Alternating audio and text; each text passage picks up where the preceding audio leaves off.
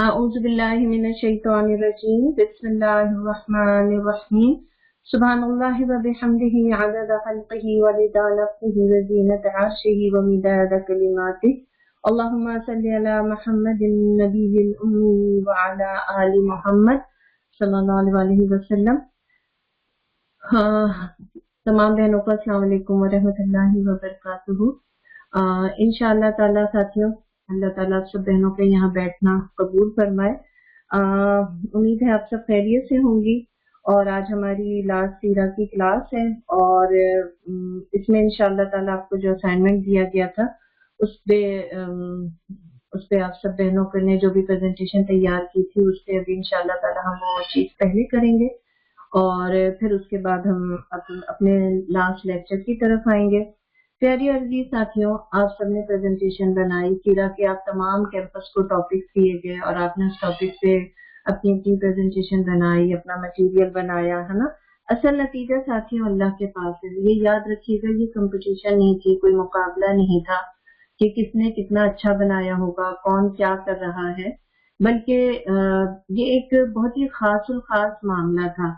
ہم یہ چاہ رہے تھے کہ آپ اپنے سے محنت کرتی اور آپ کو کوئی بھی ایک چھوٹا سا ٹاپک دیا گیا، اس ٹاپک پہ آپ کا ایک گروپ ہوگا جس میں انشاءاللہ تعالیٰ مجھے پوری امید ہے کہ آپ بہنوں نے اس میں ظاہر کوششیں کی ہوں گی اور اللہ تک یہ کوششیں پہنچ گئی ہیں. ہم نے آپ کو 3 منٹ دیا تھا نا پریزنٹیشن کے لیے اور آپ سب بہنوں کا بہت جزاک اللہ، بہت شکریہ کہ آپ سب نے الحمدللہ ہم سے کوآپریٹ کیا اور آئیں اور آپ نے اس کام کو کیا، ریکارڈ کیا اور یقینی طور سے ٹیم ورک کے ساتھ ہی یہ کام ہوا ہوگا. کچھ نے پریزنٹیشن بنائی ہوگی، کچھ نے پوائنٹس لکھا ہوگا، کسی نے دعا کی ہوگی، کسی نے ڈسکشن کیا ہوگا، ہے نا. آپ نے ایک دوسرے سے بہت کچھ سیکھا ہوگا. اصل چیز تھی ایک دوسرے سے سیکھنا، خود تھوڑی سی محنت کرنا، فکریں کرنا، اور یہ ساری چیزیں اگر آپ نے کی تو آپ بس انشاءاللہ تعالیٰ سبحان اللہ اللہ تعالیٰ نے آپ کی اس محنت کو دیکھا ہوگا اور اسے قبول کیا ہوگا انشاءاللہ تعالیٰ. پیاری ساتھی انشاءاللہ تعالیٰ اب ہم بالترتیب آپ کی یہاں پہ سب کے سامنے پریزنٹ کرنے کا مقصد صرف یہ ہے کہ جو بہنوں نے جس ٹاپک پہ محنت کیا وہ آپ کے سامنے آئے، اس ٹاپک پہ آپ کی نالج بڑھے. 15-16 ٹاپک وہ تھے جو الحمدللہ ہم لوگوں نے آپ کے ساتھ کیا. اب کچھ ٹاپکس ایسے ہیں جو آپ انشاءاللہ تعالی ہمارے ساتھ کریں گے اور ہم سب ایک دوسرے سے اپنا نالج شیئر کریں گے اور اس محبت اور عقیدت کے سفر کو آگے لے کر چلیں گے. ٹھیک ہے، تو انشاءاللہ تعالی اب بالترتیب آپ کے کیمپس ایک کیمپس آئیں گے اور ان کی پریزنٹیشن ہوگی. اس کو بہت ہی محبت کے ساتھ سنیے گا، اس میں بڑی نالج بھی ہے اور اس میں بہنوں کی بڑی محنت بھی شامل ہے اور یقینی طور سے یہ اس میں پریزنٹیشن کا، کنٹینٹ کا اور ٹائم کا، سب چیزوں کا انشاءاللہ تعالیٰ اس میں نمبر کاؤنٹ ہوں گے. اور ساتھ ہی اس کے ساتھ ساتھ آپ لوگوں کو جو ریٹن جو ٹیسٹ ہوتا ہے نا، جو آپ کو جیسے جو دعا کے ہمارے اسٹوڈینٹ ہیں انہیں پتہ ہی ہوگا جس طرح سے وہ آتا ہے کہ آپ کے ایگزام کا جو بھی پیٹرن ہے انشاءاللہ تعالیٰ جو اگلا 40 نمبر کا جو آپ کا ٹیسٹ ہوگا وہ انشاءاللہ تعالیٰ آپ کو مل جائے گا. ٹھیک ہے نا. تو چلے ٹھیک ہے، ہم پھر انشاءاللہ تعالیٰ شروع کرتے ہیں. پہلے ہماری چاروں کیمپس کی پریزنٹیشن ہوگی، پھر اس کے بعد میں اپنا آخری ٹاپک آپ کے سامنے رکھوں گی. تو فائزہ بہن شروع کیجیے.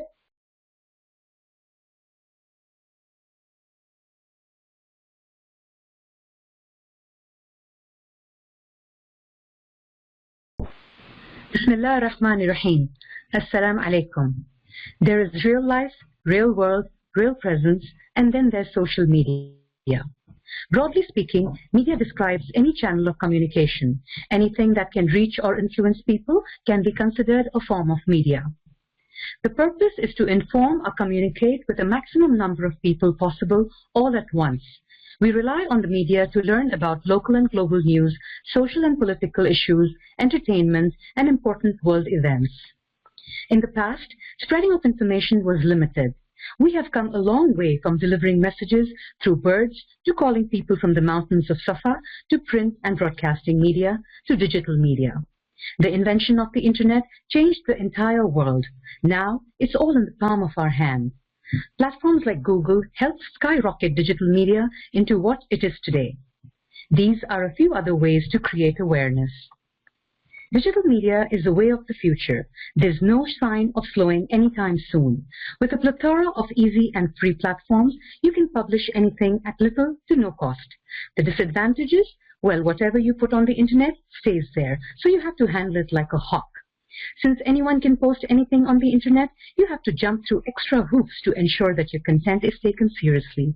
We know that we cannot trust everything we read on the web. Social media has become an integral part of our daily lives. Have you considered how easy it is to see what is happening on the other side of the world through the accounts of real people rather than filtered news channels? The impact of digital media brought about a technological revolution. The media has immense power because everybody gets their news from the media rather than from other people or other sources. The true power of social media is influence. It provides an avenue for institutions and organizations to not only engage with customers, but also influence them with the right content that will make them help them make a decision. We aim to educate, influence, and entertain everyone. ICNA Sisters uses these networks to connect with people and brands online. Twitter is a fast-paced network and a very chatty platform. With more than 145 million daily users, Twitter is a powerful tool to achieve your marketing goals. It's a goldmine of customer insights and opportunities to build your brand, drive sales, and win fans.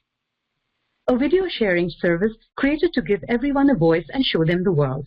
With visitors watching around 6 billion hours of video every month, YouTube is one of the most popular sites on the web. On one hand, you have influencers like ICNA Sisters Canada, and on the other hand, we have people who watch them because they find them interesting and educational. This presentation was a team effort. May Allah accept from all of us.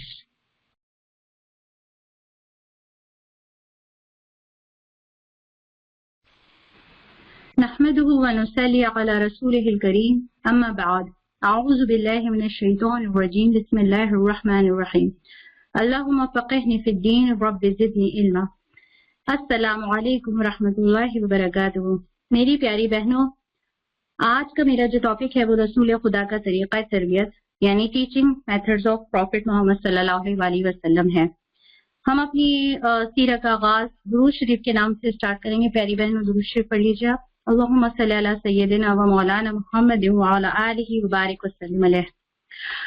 کہنے کو تو بہت کچھ ہے مگر وقت کی کمی کی وجہ سے میں نے کچھ پوائنٹس جمع کیے ہیں، وہ میں بتانا چاہوں گی. سب سے پہلے میرا ہے سنسیئرٹی یعنی اخلاص. کسی بھی عمل کی بنیادی وصف ہے کہ مربی کی ذمہ داری وہ دعوت اور اصلاح میں اللہ کی رضا کو خاطر میں رکھتے ہوئے اپنے زیر تربیت افراد کے ساتھ مخلص بھی ہو. آپ صلی اللہ علیہ وسلم کے اخلاص کا یہ عالم تھا کہ ہر صحابی یہ سمجھتا کہ آپ صلی اللہ علیہ وسلم اس کو سب سے زیادہ عزیز رکھتے ہوں. دوسری بات سنسیئرٹی کے ٹاپکس میں یہ سلائڈس میں آپ کو دکھ رہی ہیں کہ یہ ایسی کنڈیشن ہوتی ہے کہ بہت بڑی ذمہ داری ہوتی ہے کہ اس میں انسان کا تنزیہ لہجہ اور غرور میں تکبر میں نہ ہو، جو آپ صلی اللہ علیہ وسلم کی ذات میں حیثیت دکھائی دیتی تھا. دوسری اہم بات حکمت و دانائی یعنی وزڈم. آپ کی حکمت و دانائی کے تو آپ کے دشمن بھی آپ کے معترف تھے، کوئی بھی ان کا ثانی نہ تھا. حجر اسود کے موقع پر جو تناؤ تھا، آپ کے ایک فیصلے نے نہ صرف وہ ختم کیا بلکہ تم نے بخوشی اسے تسلیم بھی کیا. موقع کے اعتبار سے صحیح وقت اور حکمت عملی کا انتخاب کم سے کم الفاظ لوگوں تک پہنچاتے تھے اور وہ لوگوں کے ذہن نشین ہو جاتا. جوامع الکلم سے تو ہم سب خوب اچھی طرح واقف ہیں، جو کہ رسول پاک صلی اللہ علیہ وسلم کی ایک خاص خصوصیت تھی. لو، کمپیشن اینڈ فارگیونیس. اصلاح و تربیت کے لیے محبت و پیار کا لہجہ اپناتے، بچوں کے ساتھ شفقت سے پیش آتے، لوگوں کے دکھ درد میں شریک ہوتے اور اپنے احباب کو محبت آمیز مختصر ناموں سے پکارتے. حضرت عائشہ رضی اللہ عنہ کو بھی کبھی عائش کہتے تھے. تاریخ میں فتح مکہ کے موقع پر آپ صلی اللہ علیہ وسلم کی عام معافی نرم دلی اور درگزر کی بہتری کی حالہ میں چال ہوئے، جس نے لوگوں کو آپ صلی اللہ علیہ وسلم کا گلیدہ بنا دیا. آپ لوگوں کے احساسات کو بخوبی سمجھتے اور لوگوں کو اختلافات کا موقع نہ دیتے. آپ سب جانتی ہیں کہ صلح حدیبیہ اور غزوہ حنین میں کس طرح ساتھیوں کے جذبات مجروح ہوئے، مگر آپ کی جہاندیدگی ایسی کہ ایسے نازک موقع پر بھی اس طرح ساتھیوں کو سمجھایا کہ وہ سب آپ کے قائل ہوئے، لوگوں کی انکہی باتوں کو سمجھتے اور اسی اعتبار سے فیصلے کرتے. فیلنگز، ایموشنز اینڈ سائیکولوجی، یعنی تمام تر حکمت و دانائی اور رسالت کی تمام تر خوبیوں کے باوجود آپ صلی اللہ علیہ وسلم مشاورت فرماتے، لوگوں کو اجتماعی معاملات میں مشغول رکھتے، اس طرح ساتھیوں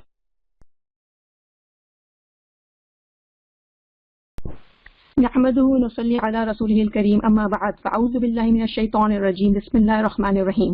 السلام علیکم میری پیاری بہنوں، آج میری پریزنٹیشن کا موضوع ہے مکی دور دعوت تربیت تنظیم۔ دعویٰ کیا ہے؟ ہمارا سلوگن لا الہ الا اللہ محمد الرسول اللہ ہے۔ سب سے بڑی سچائی یہ ہے کہ کائنات کا صرف ایک خدا ہے، انسان اس کا بندہ ہے، مجھے صرف اسی کی غلامی کرنی ہے، اسی کی پاکی بیان کرنا ہے، اور اللہ کے احکام کے سوا میں کوئی حکم نہیں مانوں گی۔ دعویٰ کیوں کرنا ضروری ہے؟ دعویٰ انبیاء کی سنت ہے، اس کا مقصد لوگوں کی غلامی سے نکال کر اللہ کی غلامی میں دینا ہے تاکہ لوگوں میں امن اور انصاف کا سسٹم قائم ہو سکے۔ اگر نبی سے غیر حجاب میں عبادت کرتے رہتے یا اپنے گھر والوں تک دین کو محدود رکھتے تو یہ دین آج ہم تک نہیں پہنچتا۔ اب امت وسط کی ذمہ داری کے طور پہ ہمارا یہ کام ہے کہ ہم اس دین کو سیکھ کر لوگوں کو سکھائیں اور انبیاء کے مشن کو آگے بڑھائیں۔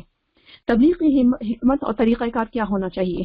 حضور صلی اللہ علیہ وسلم کو دوسری وحی ملتے ہی مشن مل گیا تھا کہ آپ اس کام کے لیے کھڑے ہو جاؤ اور لوگوں کو سیدھے راستے کی طرف بلاؤ۔ آپ مکے والوں میں صادق اور امین اور اپنے عمدہ اخلاق کی وجہ سے پہلے ہی مشہور تھے۔ داعی دین کو خوش گفتار، با اخلاق، دیانتدار اور مثبت سوچ کا حامل ہونا چاہیے تاکہ لوگ اس کے اخلاق سے متاثر ہو کر اس کی بات سننے کو تیار ہوں۔ دعوت کے نکات توحید، رسالت اور آخرت ہونے چاہیے، کیونکہ جب عقیدہ توحید دل میں راسخ ہوگا تو شریعت کے احکامات پہ عمل کرنا آسان ہو جائے گا۔ تبلیغ کا پہلا دور حضور صلی اللہ علیہ وسلم کا خفیہ دور تھا۔ آپ نے شروع کے 3 سال نہایت خفیہ دعوت کی اور توحید کا پیغام سن کر آپ کی اعلیٰ اخلاق سے متاثر ہو کر آپ کے قریبی لوگ آپ کے مشن کا حصہ بنے اور یہی لوگ سابقون الاولون کہلائے۔ بحیثیت مبلغ ہمیں سب سے پہلے اپنے شوہر، بچوں اور گھر والوں کو نہایت حکمت عملی، حسن اخلاق اور صبر استقامت کے ساتھ دین کی طرف لانا چاہیے، اپنے مشن کا حصہ بنانا چاہیے۔ معتبر افراد جنہوں نے آپ کی دعوت پر لبیک کہا وہ دارالارقم میں جمع ہونا شروع ہو گئے تھے۔ حضور صلی اللہ علیہ وسلم نے انسانی فطرت نیک بے غرض لوگوں کو تزکیہ اور نصیحت کے ذریعے اپنے مشن کا حصہ بنایا۔ خیر ہمیشہ اجتماعیت کی تلاش میں رہتی ہے تاکہ اعلیٰ مقصد رکھنے والے لوگ خلوص نیت کے ساتھ اللہ کی رضا حاصل کرنے کے لیے منظم ہو کر ایک لیڈر کے تحت دین کا کام کر سکیں۔ ہر انسان میں مختلف صلاحیتیں ہوتی ہیں، اجتماعیت کا فائدہ یہی ہوتا ہے کہ مختلف لوگوں کی صلاحیتوں سے فائدہ اٹھا کے ہم دین کا کام بہتر طریقے سے کر سکتے ہیں۔ حضور صلی اللہ علیہ وسلم کو جب اعلانیہ دعوت کا حکم ہوا تو آپ کو اور آپ کے صحابہ کو نہایت مصائب، اذیت، تشدد، تحقیر اور تانہ زنی کا نشانہ بنایا گیا۔ آج بھی دعوت کا کام کرنے والوں کو مذاق کا نشانہ بنایا جاتا ہے۔ قرآن، اسلام، شریعت، نبی کی زندگی کے بارے میں طرح طرح کے سوالات، بحث، مباحث، شکوک و شبہات ڈالے جاتے ہیں، لیکن یہ بات رکھنا چاہیے کہ ہر شر میں خیر ہوتی ہے۔ جتنا نیگیٹو پروپیگنڈا ہوگا اسلام اتنا ہی پھیلے گا۔ تکالیف و آزمائش انسان اس لیے آتی ہیں تاکہ کھرے کھوٹے کی پہچان ہو جائے، سچے و مخلص لوگوں کے ایمان میں مزید اضافہ ہو۔ آج کے دور میں ہمیں کرنا یہ ہے کہ امت محمدیہ کی ذمہ داری اور مشن کو آگے بڑھانے کے لیے اپنے اخلاق و کردار کو مزید نکھار کر لوگوں کو اللہ کے ساتھ جوڑیں، عقیدہ توحید کا پرچار کریں، خیر خواہی کے ساتھ فلاحی کام کریں اور انفرادی اجتماعی طور پر دعویٰ کی کوشش کریں۔ اس سلسلہ میں اگنا سسٹرز کے مختلف دعویٰ پروجیکٹ موجود ہیں جن میں ہم اپنا وقت، صلاحیت، مال خرچ کر کے دعوت اللہ کا کام سر انجام دے سکتے ہیں۔ سارے کام اللہ کی خوشنودی اور جنت کی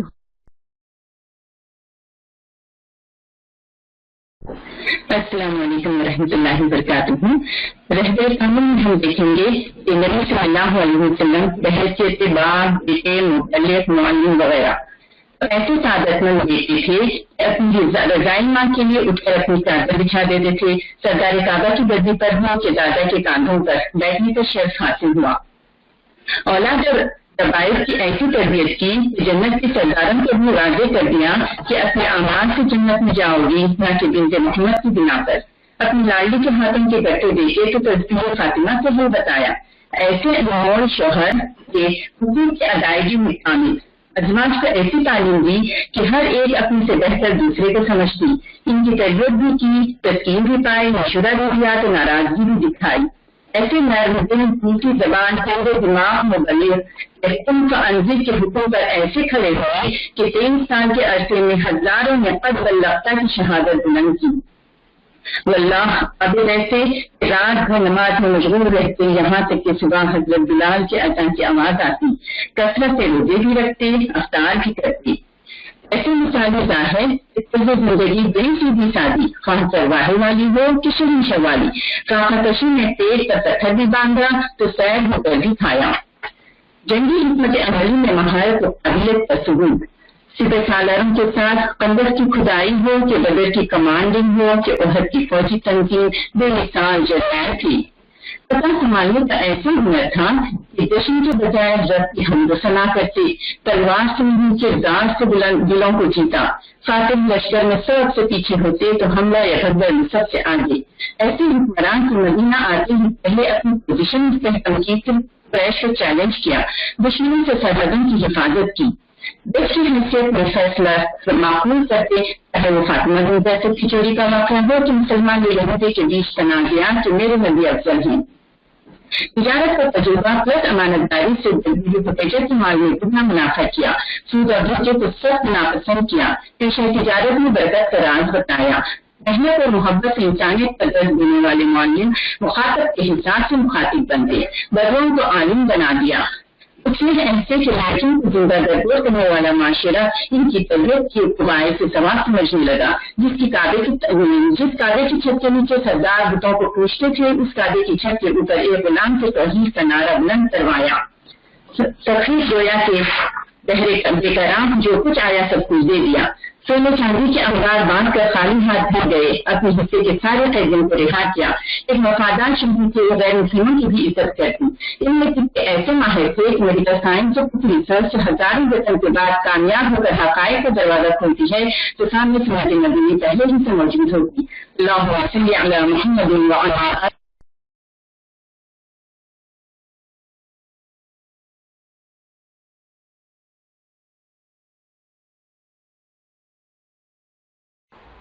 بسم اللہ الرحمن الرحیم۔ سیرت النبی صلی اللہ علیہ وآلہ وسلم کی روشنی میں مشورے کی اہمیت۔ لفظ مشورہ شورا سے نکلا ہے۔ عربی زبان میں مشورہ اور شورا کا استعمال رائے دینے کے لیے کیا جاتا ہے۔ مشورے کی اہمیت سورہ آل عمران کی آیت 159 میں اس طرح ملتی ہے، ان کے قطع معاف کر دو، ان کے حق میں دعائیں مغفرت کرو اور دین کے کام میں ان کو بھی شریک مشورہ رکھو۔ حدیث نبی سے پتہ چلتا ہے اپنی انفرادی رائے سے کوئی کامیاب نہیں ہوا اور مشورے کے بعد کوئی ناکام نہیں ہوا۔ باہم مشاورت کرنے سے آپ صلی اللہ علیہ وسلم کی سنت زندہ ہوتی ہے اور شریک مشورہ لوگوں کو اہمیت ملتی ہے اور آپس میں محبت بڑھتی ہے اور احساس ذمہ داری بھی پیدا ہوتی ہے۔ مشاورت کے لیے چاہیے کہ امیر مقرر کیا جائے اور ایسے شخص سے مشورہ لیا جائے جو صالح اور دیندار ہو اور ساتھ ہی ساتھ وہ اس کام کے بارے میں جانتا ہو جس کے لیے مشورہ لیا جا رہا ہے۔ حضرت عائشہ رضی اللہ تعالیٰ عنہ فرماتی ہیں کہ میں نے حضور سے بڑھ کر مشورہ کرنے والا کوئی نہیں پایا، حالانکہ آپ اللہ کے نبی تھے، آپ کے پاس وحی آتی تھی، آپ کے پاس کمال بصیرت تھی، پھر بھی آپ صحابہ کرام سے مشورہ لیا کرتے تھے۔ آپ کا طریقہ کار یہ تھا کہ آپ سب سے پہلے سب کی بات خاموشی سے اور اطمینان سے سنتے، پھر حتمی فیصلہ کرتے۔ آپ کی سیرت میں ہمیں بہت سی مثالیں ملتی ہیں، مثلاً غزوہ بدر کے لیے مدینے سے نکلنے سے پہلے انصار اور مہاجرین سے مشاورت، بدر کی قیدیوں کے معاملے میں اصحاب سے مشورہ اور صدیق اکبر کے مشورہ پر عمل، غزوہ احد سے پہلے مشاورت کے جنگ مدینہ میں رہ کر کی جائے یا مدینہ سے باہر۔ حیات طیبہ میں ذاتی معاملات میں مشاورت کی مثال واقعہ عفق میں حضرت علی اور ذات سے مشورہ کی صورت میں ملتی ہے۔ آپ نے خواتین کو بھی شریک مشورہ رکھا۔ اس کی مثال ہمیں پہلی وحی کے موقع پر نظر آتی ہے کہ کس طرح حضرت خدیجہ سے آپ نے بہترین مشورہ لیا اور ان سے ڈھارس ملی۔ اسی طرح صلاح دیویہ کے بعد صحابہ کے درمیان پھیلی بددلی پر حضرت ام سلمہ سے مشورہ کیا۔ اس سے سبق ملتا ہے کہ ذاتی معاملات میں قابل اعتماد فیملی ممبر سے مشورہ لیا جا سکتا ہے۔ آپ کی بہترین تربیت سے صحابہ بہترین لیڈر بنے۔ ان میں مشاورت کی ذمہ داری کی بدولت سیاسی سوجھ بوجھ اور احکام الہی کا بہترین شعور پیدا ہوا اور بعد میں آنے والوں کو بھی احساس ذمہ داری کی تربیت ملی۔ مشورہ دین کا ایک عظیم باب ہے اور کسی بھی جماعت کا کام بغیر مشورے کے ممکن نہیں۔ مشورے کے بغیر اجتماعی کام چلانا اللہ کے مقرر کردہ ضابطے کی خلاف ورزی ہے۔ جماعت میں مشورے کے لیے شورا قائم کی جاتی ہے جو دین کی حدود کی پابندیوں کا پاس رکھتے ہوئے فیصلہ کرتی ہے اور سب کارکن اس پر عمل کرتے ہیں۔ ان سب باتوں سے ثابت ہوتا ہے مشاورت عین حکم الہی اور سنت محمدی ہے۔ اس کے بغیر ذاتی اور اجتماعی کاموں میں نکاح ممکن نہیں۔ وما علینا الا البلاغ۔ السلام علیکم و رحمۃ اللہ وبرکاتہ۔ نحمده ونصلي على رسوله الكريم اما بعد فاعوذ باللہ من الشیطان الرجیم بسم اللہ الرحمن الرحیم۔ ہماری گروپ کا پریزنٹیشن ٹاپک ہے جنت کی قیمت۔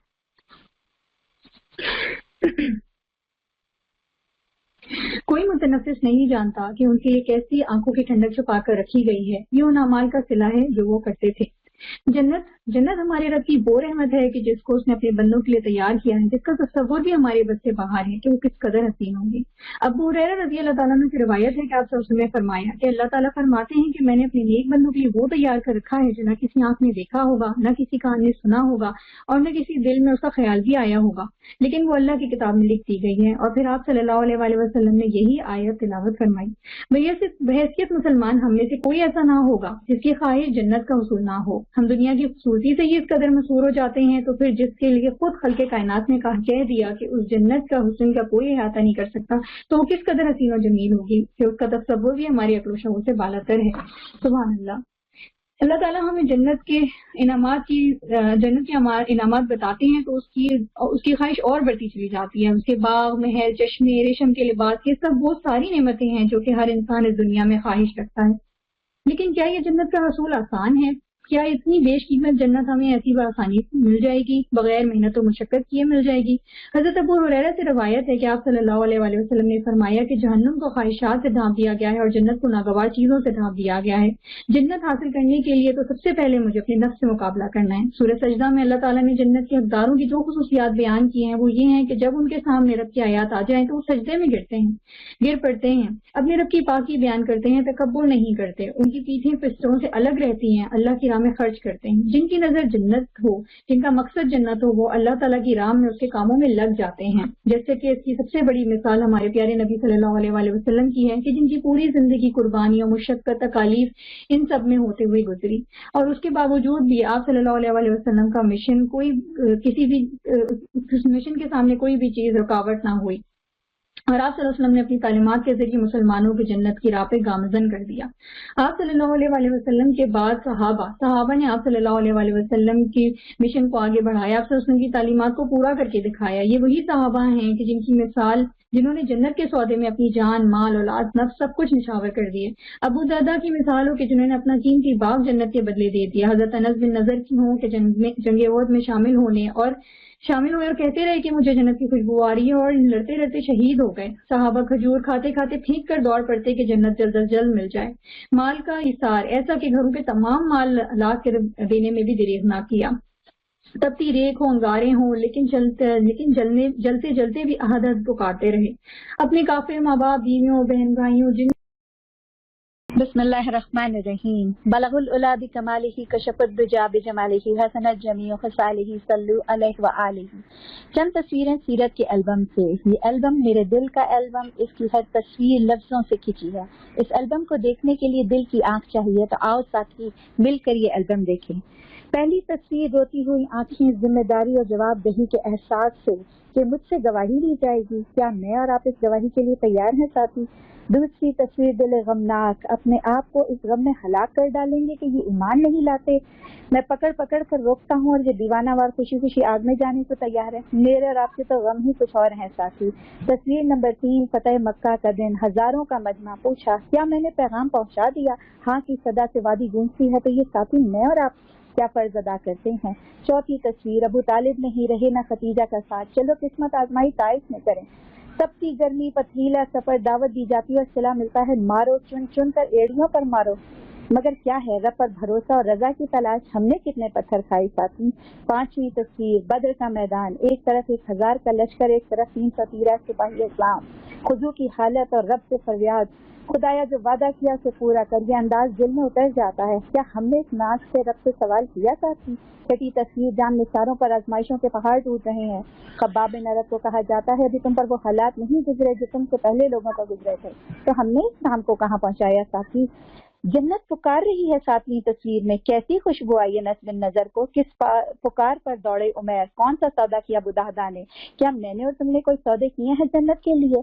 آٹھویں تصویر میں المصور کیا دکھا رہا ہے؟ اس عظیم ہستی کی نرمی کے جس نے جوڑا اٹلانٹک سے سندھ تک، تو اسلام کے ناروں سے کنارے گونج اٹھے. میں نے تم نے کتنے ساتھی جوڑے ساتھی.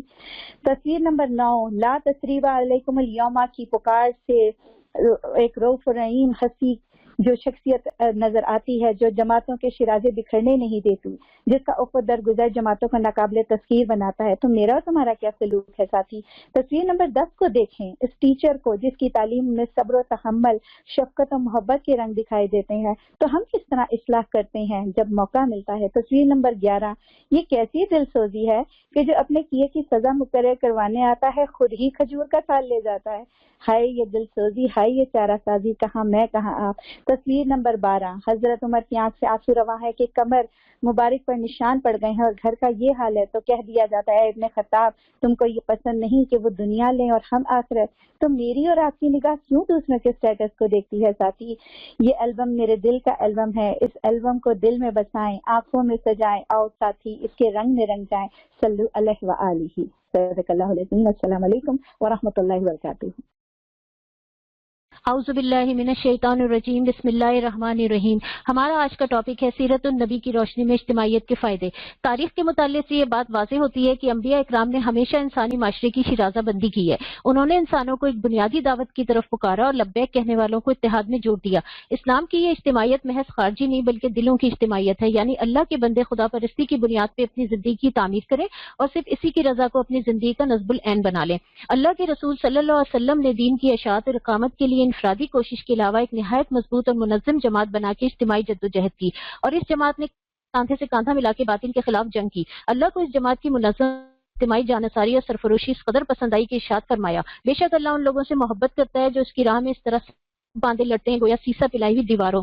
اللہ کے نظام حق کو قائم رکھنے کے لیے انفرادی کوشش، تزکیہ نفس، دعا اور عبادت کے ساتھ ایک قائد کی سرکردگی میں مضبوط اور منظم جماعت کی ٹھوس مسلسل اجتماعی جدوجہد بھی شامل ہے۔ حضرت حارث اشری رضی اللہ تعالیٰ عنہ کا بیان ہے کہ رسول اللہ صلی اللہ علیہ وسلم نے فرمایا، میں تمہیں 5 چیزوں کا حکم دیتا ہوں، جماعت کا، سننے کا، اطاعت کا، ہجرت اور اللہ کی راہ میں جہاد کا۔ اس حدیث کا منشا یہ ہے کہ مسلمان جماعتی زندگی گزاریں، اپنا ایک سربراہ مقرر کریں، اس کے حکم کو سنیں، اس کی اطاعت کریں، دین کی خاطر ہجرت کریں اور دین کے پیغام اور حفاظت کے لیے اجتماعی جدوجہد کریں۔ مہاجر اور انصار کا ایثار، صلح حدیبیہ کے موقع پہ مسلمانوں کا حق پہ ہوتے ہوئے بھی عمرہ نہ کرنے پر اطاعت، تحویل قبلہ کے معاملے پہ اطاعت، جنگ خندق کے موقع پہ اجتماعیت کا مظاہرہ۔ یہ ثابت کرتا ہے کہ اجتماعی زندگی کے ذریعے انسان اپنے رب کی اطاعت اور بندگی کا حق ادا کر سکتے ہیں، اور یہی زندگی اللہ کو مطلوب ہے۔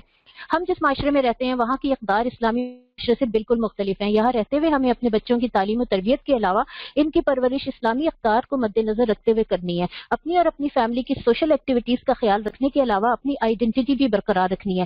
اکنا اجتماعیت کے تقاضوں کو پورا کرتے ہوئے افراد کی تربیت اور ان کو ان کی صلاحیتوں کے مطابق کام کرنے کے مواقع فراہم کرتی ہے۔ اسلامی تعلیم و تربیت کے لیے بچوں اور یوتھ کے لیے MCNA اور MYN جیسے پروگرام، خواتین کے لیے الفجر، الضحیٰ، neighbour night classes, study circle اور قرآنی کلاسز کے انعقاد کرتی ہے۔ ضرورت مندوں کی مدد انسانی رشتوں کو مضبوط بنانے میں بھی اکنا کا ایک فعال کردار ہے۔ سوشل سروسز ڈپارٹمنٹ جس کے لاتعداد پروگرام انسانی فلاح بہبود سے جڑے ہوئے ہیں، food drive, blood drive, back to school supply, senior home اور ہاسپٹل وزیٹیشن، ریفیوجی سیٹلمنٹ جیسے پروجیکٹ سے مسلمانوں کے علاوہ نان مسلم کمیونٹی کی بھی بھرپور مدد کی جاتی ہے۔ مسلمانوں کو اپنے قول و فعل سے انسانیت کے گواہ بننے کے فرائض انجام دینے کی ترغیب میں بھی اکنا پیچھے نہیں ہے۔ آؤٹ ریچ ڈپارٹمنٹ اور سیوک انگیجمنٹ یہ کام بخوبی انجام دے رہی ہے، جہاں ایک طرف ان کی تبلیغ کا فریضہ انجام دیا جا رہا ہے تو دوسری طرف سٹی کی ایکٹیویٹیز میں بھرپور طریقے سے حصہ لے کے مسلم کمیونٹی کی نمائندگی کرنے کے ساتھ ساتھ انڈائریکٹ دعویٰ بھی ہو رہا ہے۔ غرض تعلیم ہو یا تربیت، کمیونٹی کی سوشل ضروریات ہو یا دعویٰ، اکنا اجتماعیت کو ساتھ لے کے اپنا کردار بخوبی انجام دے رہا ہے۔ جزاک اللہ خیرا کثیرا۔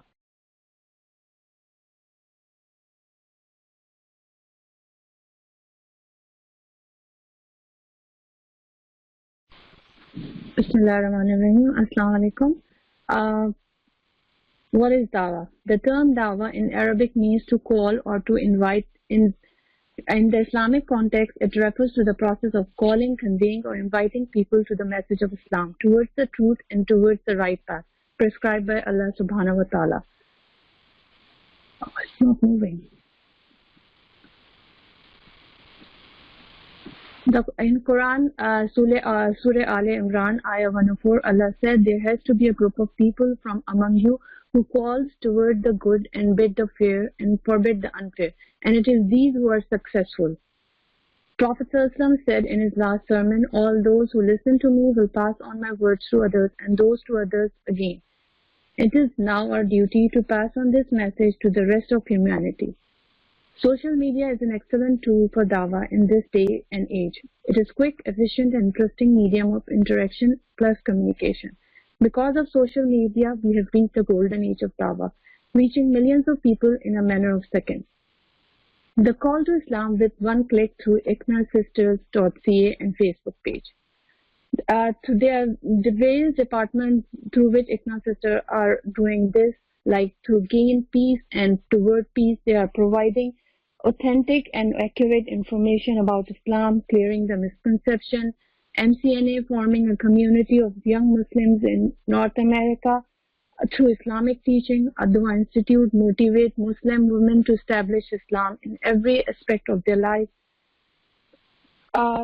Through ICNA Sister Outreach Department, providing opportunity to learn directly from Muslims by planning and media campaigns like World Hijab Day, Street Dawah, Billboard, and ad campaign. ICNA Sister Civic Engagement, collaborate with other organizations to bring positive change like park cleaning, Canada Day celebration, tree planting. Also through YouTube video teaching the Seerah of the Prophet and celebrating Islamic Heritage Month through engaging videos. Towards the future, I suggest that we should develop a council of Muslim youth to address the needs and issues of Muslim youth in North America. Interfaith plus intra-faith interaction to bridge the gap within the Muslims and between religions. In the end, Allah subhanahu wa ta'ala said in Surah Al-Imran, Ayah 110, "You are the best nation produced as an example for mankind. You enjoin what is right and forbid what is wrong, and believe in Allah. If only the people of Scripture have believed, it would have been better for them. Among them are believers, but most of them are defiantly disobedient." Jazakallah khair.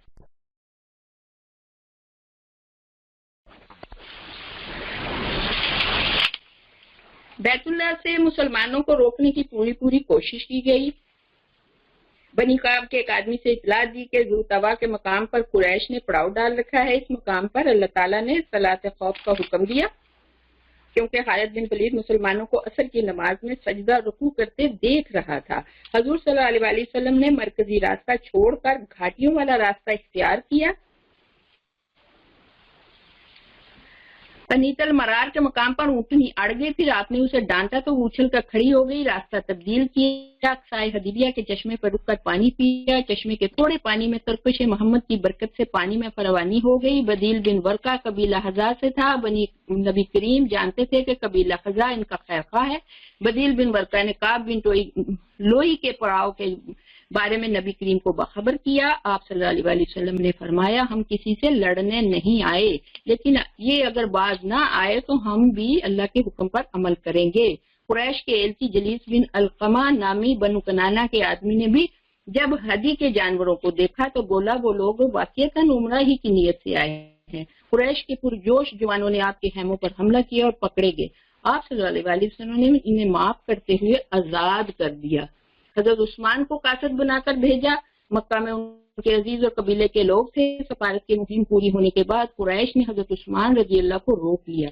अफवाह मिली कि हजरत उस्मान को कत्ल कर दिया गया।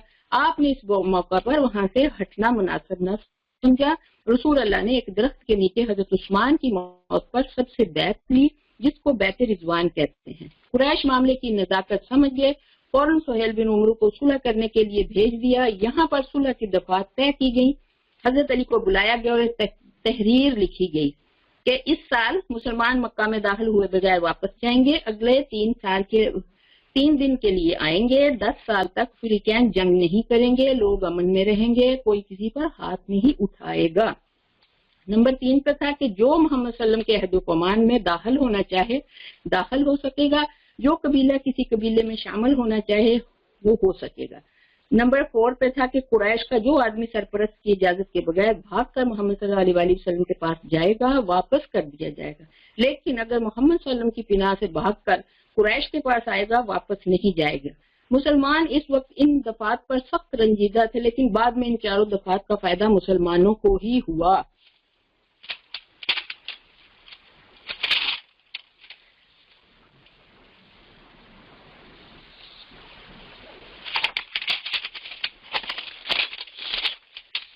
اس عرصہ میں ابو جندل بھاگ کر آ گئے، انہیں واپس کر دیا۔ عمرہ کو حلال کرنے کے لیے اپنے اپنے جانور بادی نخواستہ صحابہ نے قربان کیے۔ خاص بات السلام علیکم ورحمۃ اللہ وبرکاتہ۔ آج میرا ٹاپک سیرت کی روشنی میں کمیونیکیشن اسکلز ہے۔ نبی کریم صلی اللہ علیہ وسلم کی حیات مبارکہ ہمارے لیے نور و ہدایت کا سرچشمہ ہے۔ بہنوں، آج ہم نبی کریم صلی اللہ علیہ وسلم کی کمیونیکیشن کو دیکھتے ہوئے اپنے لیے بھی کچھ پوائنٹ نکال لیں گے۔ میں اپنی بات کا آغاز سورہ احزاب کی آیت نمبر 21 سے کرتی ہوں۔ لقد کان لکم فی رسول اللہ اسوۃ حسنہ، بے شک تمہارے لیے تمہارے رسول صلی اللہ علیہ وسلم کی ذات بہترین نمونہ حیات ہے۔ بہنوں، کمیونیکیشن اسکل ہی تھی کہ آپ صلی اللہ علیہ وسلم نے دعویٰ کیا بغیر کسی ریسورسز کے اور اسلام کو پوری دنیا میں پھیلایا۔ بحیثیت داعی ہمارے لیے بہترین زاد راہ ثابت ہوا ہے۔ نبی کریم صلی اللہ علیہ وسلم کے دعویٰ میں ان کے انداز تکلم کا بڑا ہاتھ تھا۔ ان کی بات کرنے کا انداز، الفاظ کا چناؤ سے کوئی متاثر ہوئے بغیر نہیں رہتا تھا۔ انداز تکلم سے ہی ہم کسی کے ایمان، کردار اور مرتبے کو پہچانتے ہیں۔ موضوعات اور الفاظ کا انتخاب، فکروں کی ساخت اور آواز کا اتار چڑھاؤ، لہجہ کسی کی شخصیت کا پتہ دیتی ہے۔ آپ صلی اللہ علیہ وسلم کو اللہ تعالیٰ نے جو عامل کلم کا علم عطا کیا تھا، کم سے کم الفاظ میں زیادہ معنی خیز گفتگو، ایک داعی کے لیے یہ خوبی ہونا بہت ضروری ہے۔ حکمت کمیونیکیشن اسکل کا اہم نقطہ ہے کہ مخاطب سے اس طرح بات کی جائے کہ اس میں کوئی زبردستی کا پہلو نہ ہو، اخلاص، بھلائی اور نرمی سے بات کی جائے۔ نبی کریم صلی اللہ علیہ وسلم ہمیشہ نرمی سے بات کرتے تھے۔ سورۃ آل عمران میں ارشاد باری تعالیٰ ہے، اے محمد، اللہ کی مہربانی سے آپ صلی اللہ علیہ وسلم نرم مزاج ہوئے۔ ان لوگوں کے لیے اگر آپ ہوتے تندخو اور سخت دل تو یہ آپ سے بھاگ جاتے۔ سورۃ توبہ میں آپ کو رؤوف الرحیم، سورۃ انبیاء میں رحمت للعالمین کہا گیا۔ بہنوں، نرم مزاجی کی مثال ہمیں فتح مکہ کے موقع پر ملتی ہے کہ نبی کریم صلی اللہ علیہ وسلم نے درینہ دشمنوں کو کھلی معافی دے دی۔ نرم مزاجی کے ساتھ ساتھ مزاح کا پہلو بھی ہمیں نبی کریم صلی اللہ علیہ وسلم سے ملتا ہے۔ اپنے رفقا اور گھر والوں کے ساتھ بے تکلفانہ گفتگو کرتے تھے، لیکن توازن اور اعتدال کو مد نظر رکھتے تھے۔ مزاح میں کوئی بھی بات خلاف حق نہیں ہوتی تھی۔ میں اپنی بات کا اختتام سورۃ الاحزاب کی آیت نمبر 70 سے کرتی ہوں۔ یا ایھا الذین آمنوا اتقوا اللہ وقولوا قولا سدیدا، اے لوگو جو ایمان لائے ہو، اللہ سے ڈرو اور بات سیدھی کرو۔ سیدھی بات سے مراد دلائل، صاف سچی بات ہے۔ بہنوں، اللہ تعالیٰ ہم سب کو سیدھی بات کرنے والا بنا دے اور نبی کریم کی سنتوں پر عمل کرنے والا بنا دے۔ آمین ثم آمین۔ السلام علیکم ورحمۃ اللہ وبرکاتہ۔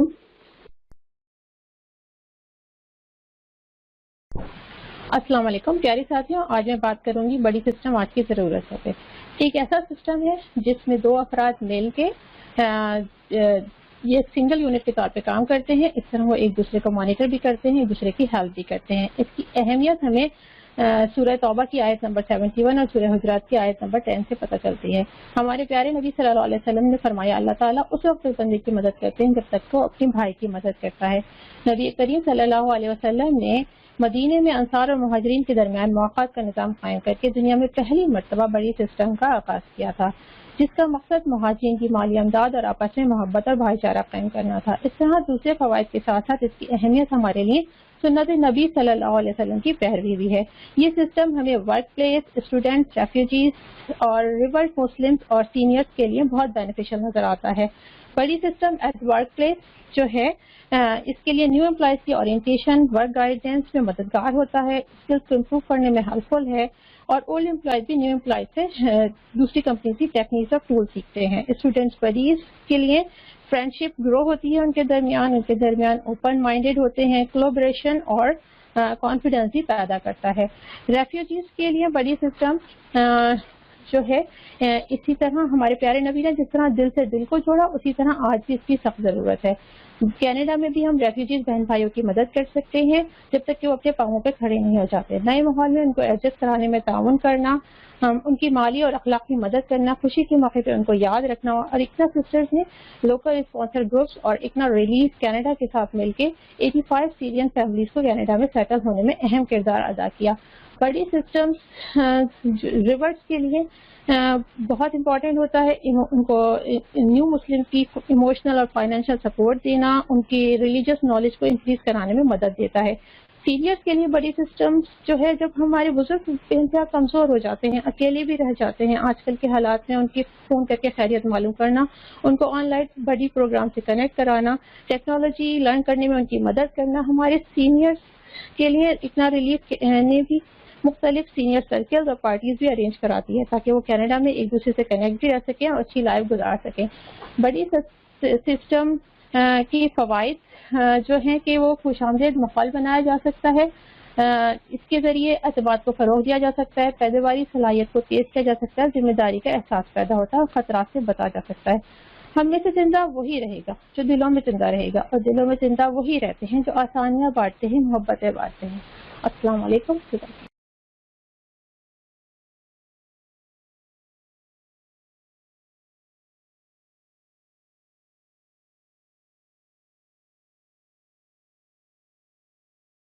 السلام علیکم ورحمۃ اللہ وبرکاتہ۔ اللہم صلی علی محمد وآل محمد وبارک وسلم۔ داعی کا کردار۔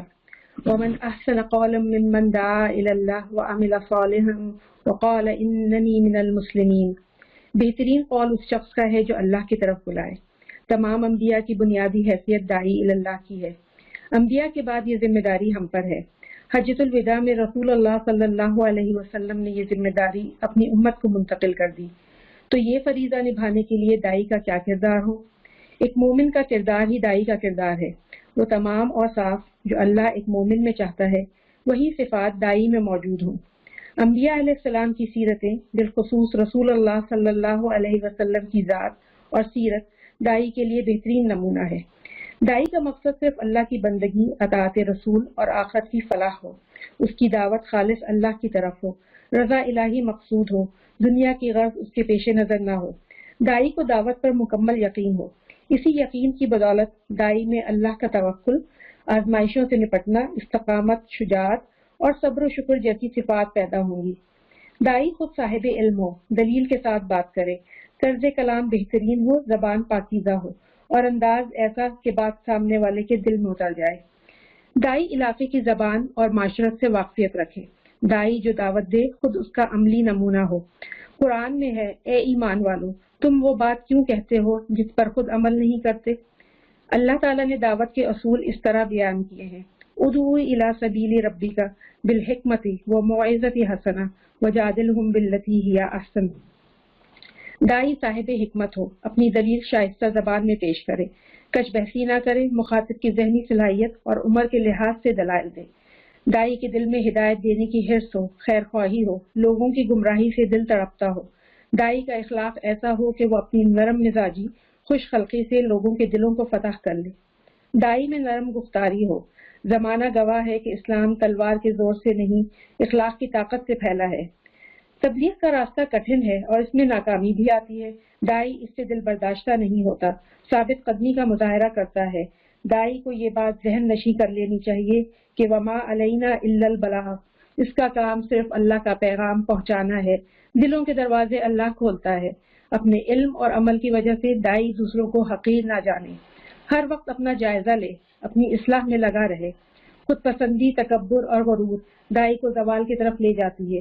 دعوت کی کامیابی میں داعی کا کردار مرکزی ہے۔ جس قدر داعی تربیت یافتہ ہوگا اسی قدر اس کی دعوت مؤثر ہوگی۔ اور آخر میں داعی کے لیے کتنے اعزاز کی بات ہے کہ جس فریضے کو رحمت للعالمین صلی اللہ علیہ وسلم اور دیگر انبیاء ادا کرتے تھے، آج وہ ذمہ داری ہم پر ہے۔ جزاک اللہ خیرن۔ السلام علیکم ورحمۃ اللہ وبرکاتہ۔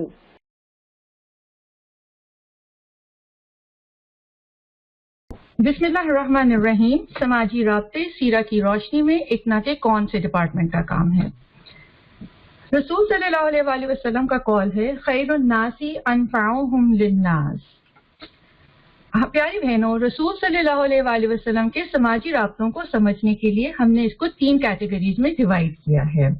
نمبر 1، آپ صلی اللہ علیہ وآلہ وسلم کی بعثت سے پہلے کے 40 سال۔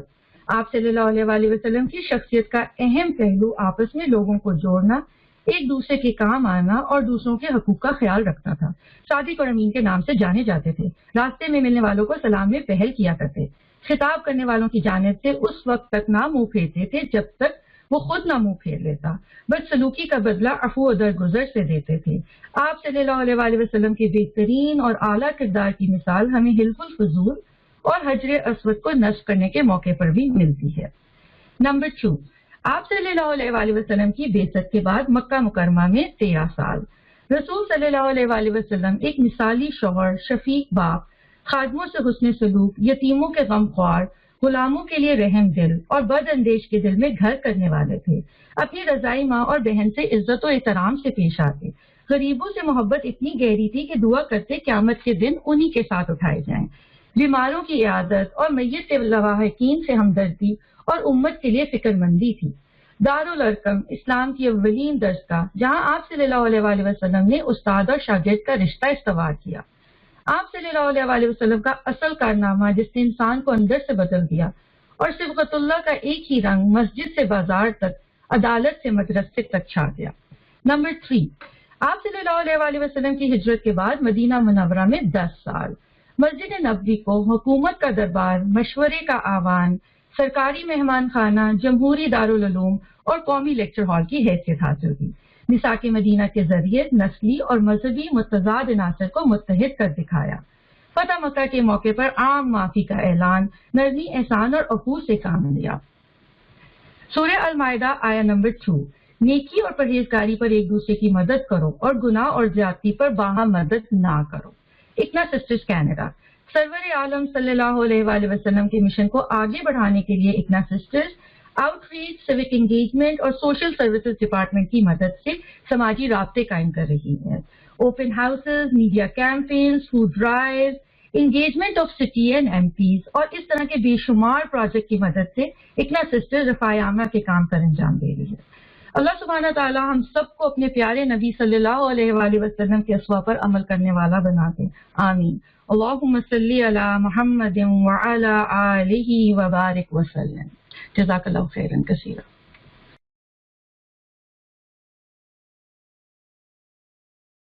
بسم اللہ الرحمن الرحیم۔ ہمارا ٹاپک آج کا ہے role of women in every era. ہم لوگوں نے اس 3 ٹاپکس اس میں کور کیے ہیں۔ سب سے پہلے ہم لوگ دیکھتے ہیں کہ مسکنسیپشنز اباؤٹ مسلم وومن۔ آج کل کی خواتین اور پچھلے دور کی خواتین کے بارے میں بہت مسکنسیپشنز ہے کہ she has no right to higher education, she has no financial independence, she is not allowed to go outside and work, she is forced to marry at young age, she is forced to take حجاب، اور اس کا inheritance میں کوئی equal right نہیں ہے۔ اور in short, a woman is a suppressed being and it's okay to abuse women، جیسے کہ قرآن میں آتا ہے مسکنسیپشن۔ حالانکہ اسلام وومن کو بہت رائٹس دیتا ہے۔ she has right to marry of her own choice، to divorce، to own self property، to work and vote۔ قرآن و حدیث ہمیشہ عورتوں کے تحفظ، ان کے رائٹس اور ان کے ساتھ اچھے سلوک کو امفسائز کرتا ہے۔ سورہ نساء میں ہے کہ اے اہل ایمان، تمہارے لیے جائز نہیں کہ تم عورتوں کو زبردستی وراثت میں لے لو، اور ایک اور جگہ آتا ہے کہ ان کے ساتھ اچھا سلوک کرو۔ حدیث میں بھی ہر جگہ عورتوں کے مقام کو نمایاں خصوصیت حاصل ہے۔ حدیث ہے کہ کنواری لڑکی کی شادی نہ کرو جب تک کہ وہ اجازت نہ دے۔ ابن ماجہ کی روایت ہے، علم حاصل کرنا ہر مسلمان مرد و عورت پر فرض ہے۔ مسلم خواتین کا اسلامک ہسٹری میں بہت بڑا کردار رہا ہے۔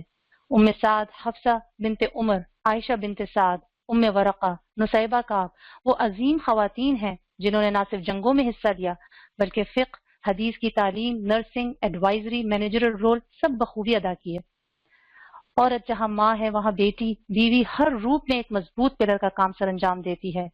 چاہے امام بخاری، امام شافعی، مریم، موسیٰ، عیسیٰ علیہ السلام کی ماں ہو، یا آسیہ، خدیجہ، ام حکیم جیسی بیوی ہو، اسماء، عائشہ، فاطمہ رضی اللہ تعالیٰ جیسی بیٹی ہو، یا فاطمہ بنت خطاب جیسی بہن، عورت ہر روپ میں اسلام کی بنیاد مضبوط کرتی ہے۔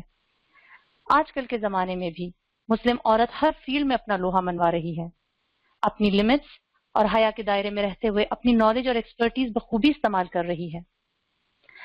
میڈیکل میں فرسٹ نرس کا خطاب ہو، یا جنگوں میں زخمیوں کی خدمت کرتی ام عطیہ، میتھمیٹکس میں نوبل پرائز ونر ہو یا Harvard educated professor at Stanford University, nuclear scientist ہو یا first female space explorer ruler of Egypt ہو یا سفاوت پرنسس، تائیکوانڈو میں گولڈ میڈلسٹ ہو یا اولمپک ویٹ چیمپئن، مسلم عورت اپنی تعلیم اور ہنر سے ہمیشہ اسلام کا نام بلند کرتی آئی ہے. اور جہاں ہر فیلڈ کی بات آتی ہے تو مسلم وومن الحمدللہ دعویٰ جیسا عظیم کام بھی سر انجام دے رہی ہے. آخر میں بہت پیاری سینگ سے اختتام کرنا چاہوں گی کہ when a Muslim girl is born, she becomes a reason for her father to enter paradise. When she grows up and marries a man, she completes the other half of his religion. When she becomes a mother, paradise is under her feet. This is the status of women in Islam. Jazakallah khairan kathira.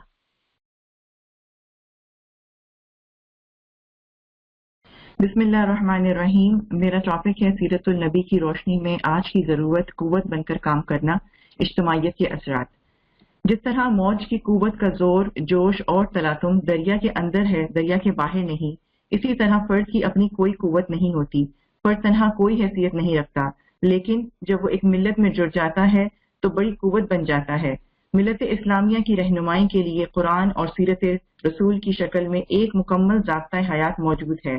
اس منزل تک پہنچنے کے لیے افراد کو قدم سے قدم ملا کر دوش بدوش گامزن ہونا ضروری ہے. سیرت النبی سے رہنمائی. موجودہ امت مسلمہ جن تباہ کاریوں اور دشمنان اسلام کی فتنہ پردازیوں سے گزر رہی ہے، اس کی سب سے بڑی وجہ ان میں اجتماعی قوت کا فقدان ہے. اب سوال یہ پیدا ہوتا ہے کہ اس فقدان کا ازالہ کس طرح کیا جائے؟ تو اس کے لیے ضروری ہے کہ حضور صلی اللہ علیہ وسلم کی سیرت سے رہنمائی حاصل کی جائے. آپ صلی اللہ علیہ وآلہ وسلم کی سیرت ایک فرد کی سیرت نہیں بلکہ ایک ایسی ہستی کی آپ بیتی ہے جو کہ اجتماعی تحریک کی روح رواں تھی. حضور صلی اللہ علیہ وسلم کے پیش نظر جہاں اعتقادی اور اخلاقی انقلاب تھا، وہاں سیاسی انقلاب بھی تھا. فرد کی اصلاح مطلوب تھی. حضور صلی اللہ علیہ وسلم نے انسان کو ایک اجتماعی وجود کی حیثیت سے سامنے رکھا. آپ نے چونکہ ایک مکمل دین کو برپا کرنے کے لیے تحریک چلائی تھی، اس لیے آپ نے ایک ایک کر کے سلیم الفطرت افراد کو تلاش کیا اور اسے ایک تنظیم میں پرو دیا. بہترین فطرت کے لوگ بہترین تربیت پا کر، بہترین تنظیم بن کر، بہترین قیادت کے ہاتھوں میں جا کر ناقابل شکست قوت بن گئے. حضور صلی اللہ علیہ وسلم نے جو انقلاب برپا کیا، اس میں محنت تھی اور خیر خواہی تھی. اس کی مثال فتح مکہ ہے. جب تک اصلاحی تعمیر اور انقلابی تحریکیں انسان کو اندر سے بدل نہیں دیتی، وہ ناکام رہتی ہیں. حضور صلی اللہ علیہ وسلم کا یہ کارنامہ بہت اہم تھا جس نے انسانی روح میں خواہش پرست حیوان کو کلمہ حق کے اثر سے خدا پرست اور بااصول انسان بنا دیا. مثلا حضرت عمر رضی اللہ تعالیٰ عنہ، حضرت خالد بن ولید، کعب بن مالک. اجتماعیت کے اثرات و فوائد. اجتماعیت افراد کو سکھاتی ہے اللہ سے جڑنا ہے، ایک دوسرے سے محبت کرنی ہے، منظم ہو کر کام کرنا ہے. آج ہم کہاں کھڑے ہیں؟ حضور صلی اللہ علیہ وسلم کا یہ مقصد انقلاب تھا جس کے ہم پاسباں بنائے گئے تھے، جس کے لیے ہمیں شہداء علی الناس اور امت وسط کے منصب پر فائز کیا گیا تھا. لیکن ہم نے اس میں کوتاہی کی اور نتیجتاً پوری انسانیت بحران کا شکار ہے. ان حالات سے نکلنے کے لیے پھر اپنی قوت کو مجتمع کرنے کی ضرورت ہے. اہل ایمان کو ایک پلیٹ فارم میں جمع کرنے کا کام سر انجام دینا ہوگا. بلغ العلا بکمالہ، کشف الدجا بجمالہ، حسنت جمیع خصالہ، صلوا علیہ وآلہ. جزاک اللہ خیر.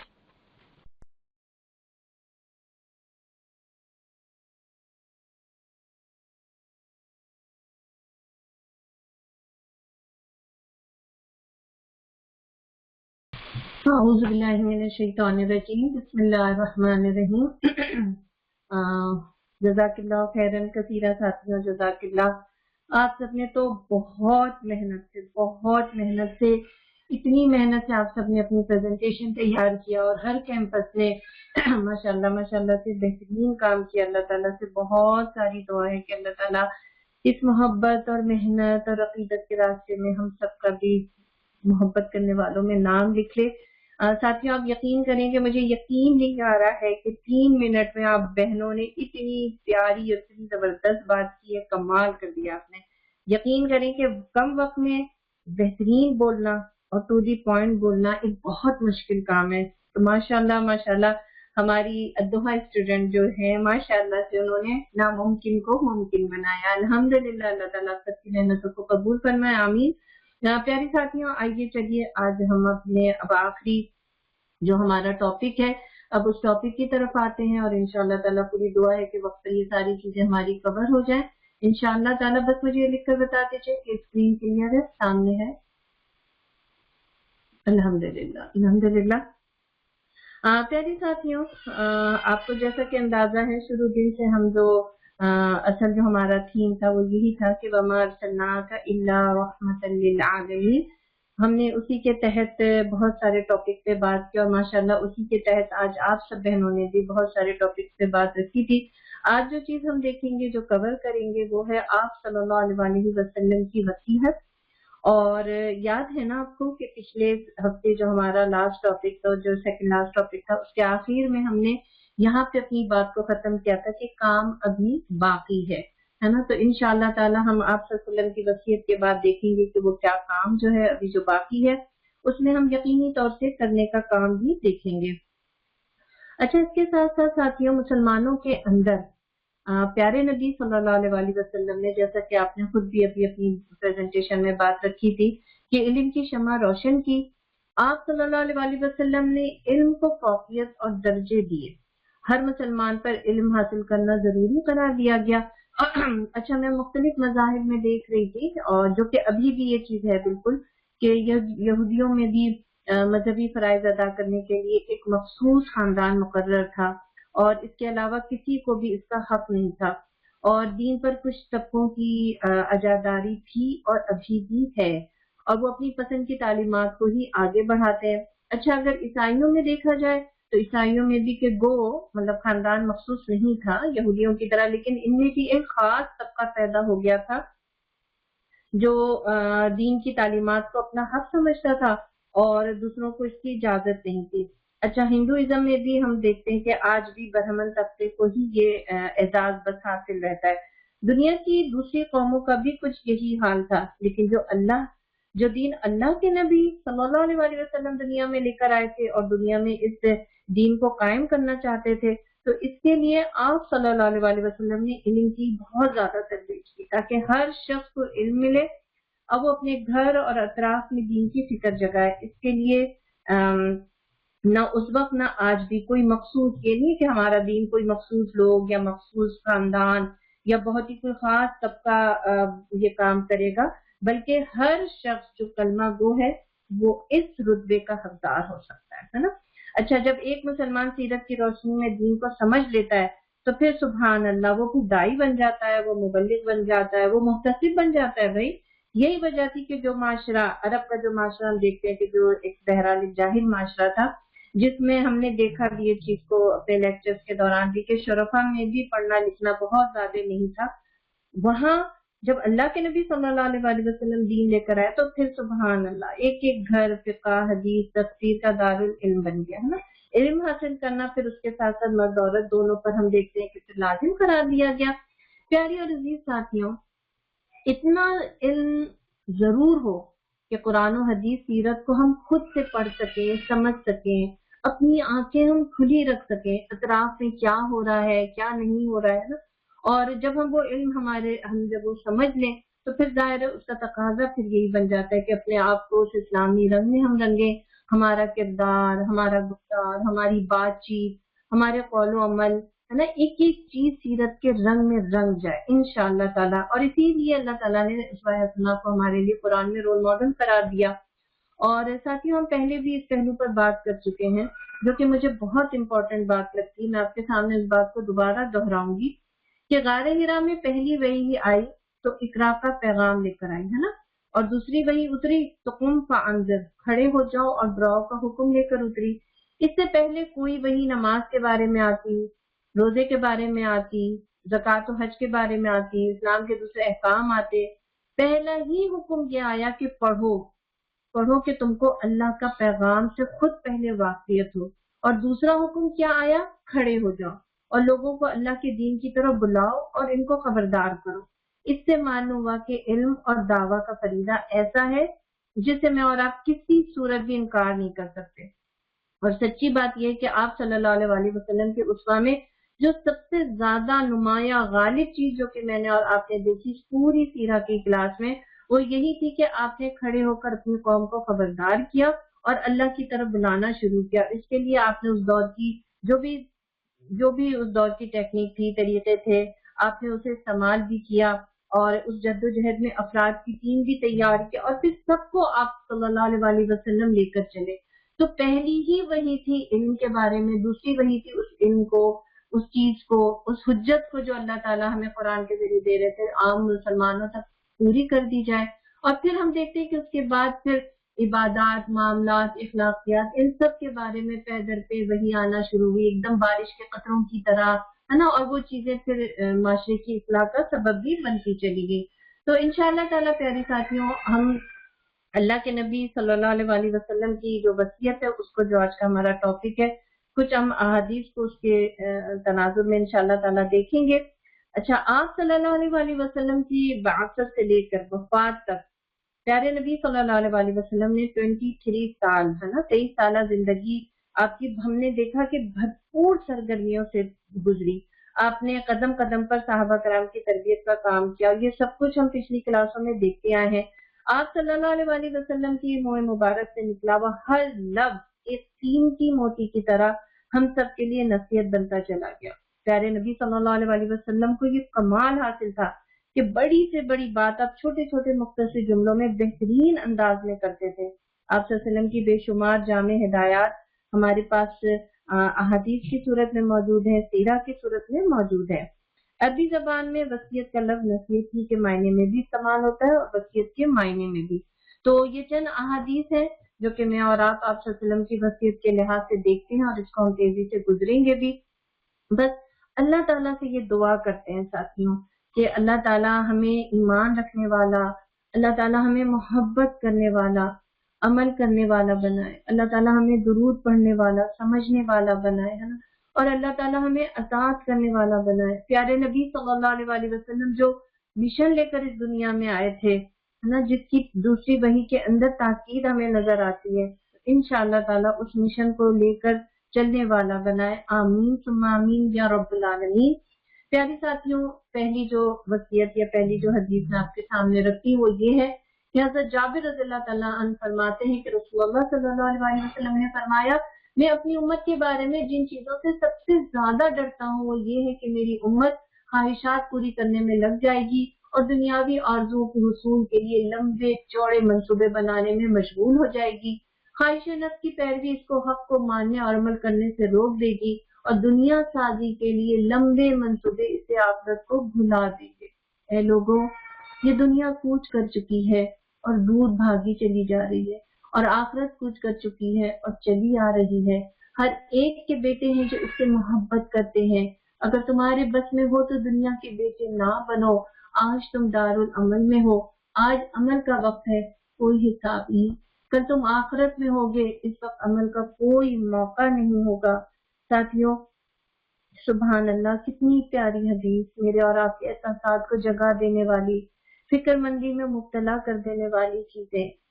آخرت کی تیاری اور جواب دہی کا احساس، اگر صرف یہی فکر لگ جائے نا تو ساتھیوں کم از کم ہم اپنی زبان کے بارے میں محتاط ہو جائیں گے. اگر یہی فکر مجھے اور آپ کو لگ جائے نا تو کم از کم وہ جو دنیا سمیٹتے ہیں، جس دنیا سے نکلنے کی ہم تدبیر نہیں کر پاتے ہیں، تو انشاءاللہ تعالی یہ حدیث ضرور میری اور آپ کی فکروں کو جگائے گی. پیاری بہنوں، میرے اور آپ کے سامنے اب دوسری وصیت موجود ہے.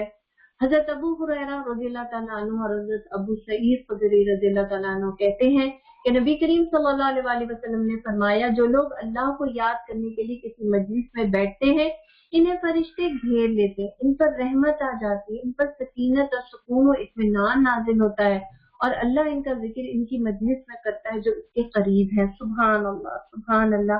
پیاری ساتھیوں، ذرا سا سوچئے گا، اور آپ چاہیں نوٹ کریں تو ضرور نوٹ کیجئے گا کہ یہاں پہ اللہ کی یاد ہے نا، اللہ کے ذکر کو ہائی لائٹ کیا گیا. اللہ کی یاد کیا چیز ہوتی ہے؟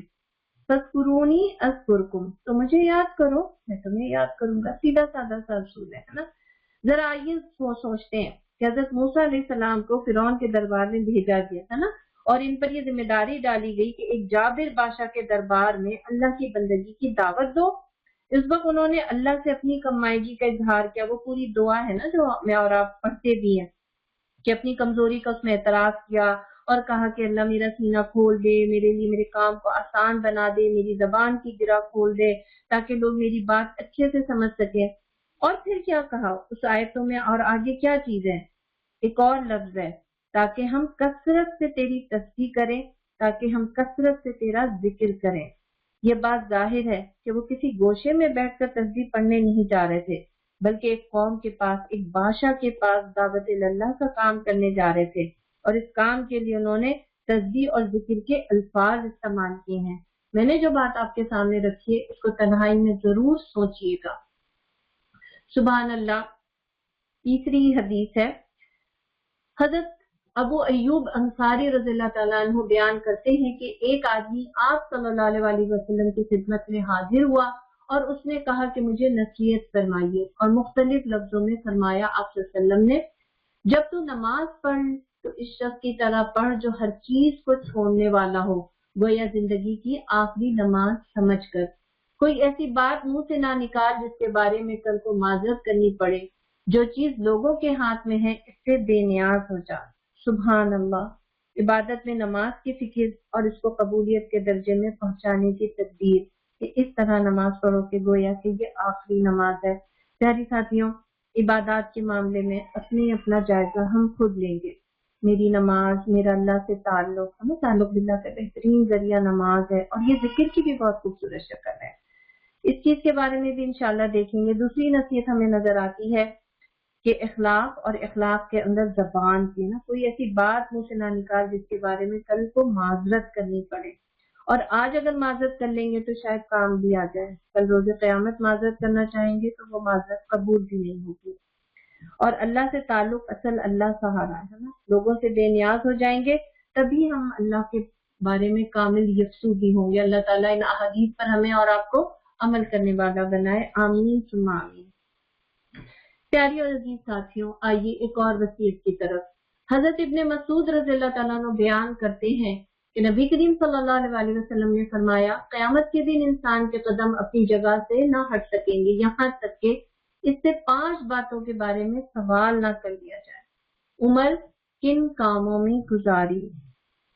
پیاری اور عزیز ساتھیوں، یقینی طور سے فکر آپ کو بھی لگ گئی ہوگی، مجھے بھی فکر لگ گئی ہے کہ واقعی کیا جواب دیں گے۔ عمر کن کاموں میں گزاری، جوانی کہاں صرف کیا، اور یقینی طور سے جوانی سے مراد جسم و جان کی طاقتیں ہوں گی کہ میری اور آپ کی جسم و جان کی طاقتیں، صلاحیتیں کہاں لگ رہی ہیں، اس کی فکر کرنی ہے۔ مال کہاں سے کمایا، کہاں خرچ کیا، جو علم حاصل کیا ان پر کہاں تک عمل کیا۔ پیاری اور عزیز ساتھیوں، پیپر آؤٹ ہے، حوالات بتا دیے گئے ہیں، بس تیاری کرنی ہے مجھے اور آپ کو۔ ایک دوسرے کے لیے دعاؤں کے ساتھ ساتھ ہم آگے بڑھتے ہیں۔ ایک اور حدیث، ایک اور وصیت آپ کے سامنے۔ حضرت ابن عباس رضی اللہ تعالیٰ عنہ فرماتے ہیں کہ ایک دن میں آپ صلی اللہ علیہ وسلم کے پیچھے سواری پر سوار تھا۔ آپ صلی اللہ علیہ وسلم نے فرمایا، اے لڑکے، میں تجھے چند باتیں سکھاتا ہوں۔ اللہ کے دین کی حفاظت کر، اللہ تیرا محافظ ہوگا۔ اللہ کے دین کی حفاظت کر تو اس کی رحمت کو اپنے سامنے پائے گا۔ جب مانگنا ہو تو اللہ سے مانگ، جب مدد کی ضرورت ہو تو اللہ سے طلب کر۔ یہ بات جان لے کہ مخلوق اگر تجھے نفع پہنچانے پر اتفاق بھی کر لے تو وہ نفع نہیں پہنچا سکتی مگر اس قدر جو اللہ نے تمہارے لیے لکھ دیا ہے، اور اگر سب مل کر تجھے کوئی نقصان پہنچانا چاہے تو نہیں پہنچا سکتے مگر جو اللہ نے لکھ دیا ہے۔ پیاری ساتھیوں، اللہ کے دین کی حفاظت کر، اللہ کے دین کی حفاظت قیمتی چیز سمجھیں گے تو حفاظت کریں گے نا۔ کتنا اللہ کا شکر ہے کہ اللہ تعالیٰ نے ہمیں مسلمان گھرانے میں پیدا کیا، شعور دیا ہے نا، اور ایک کام سے جوڑا مجھے اور آپ کو۔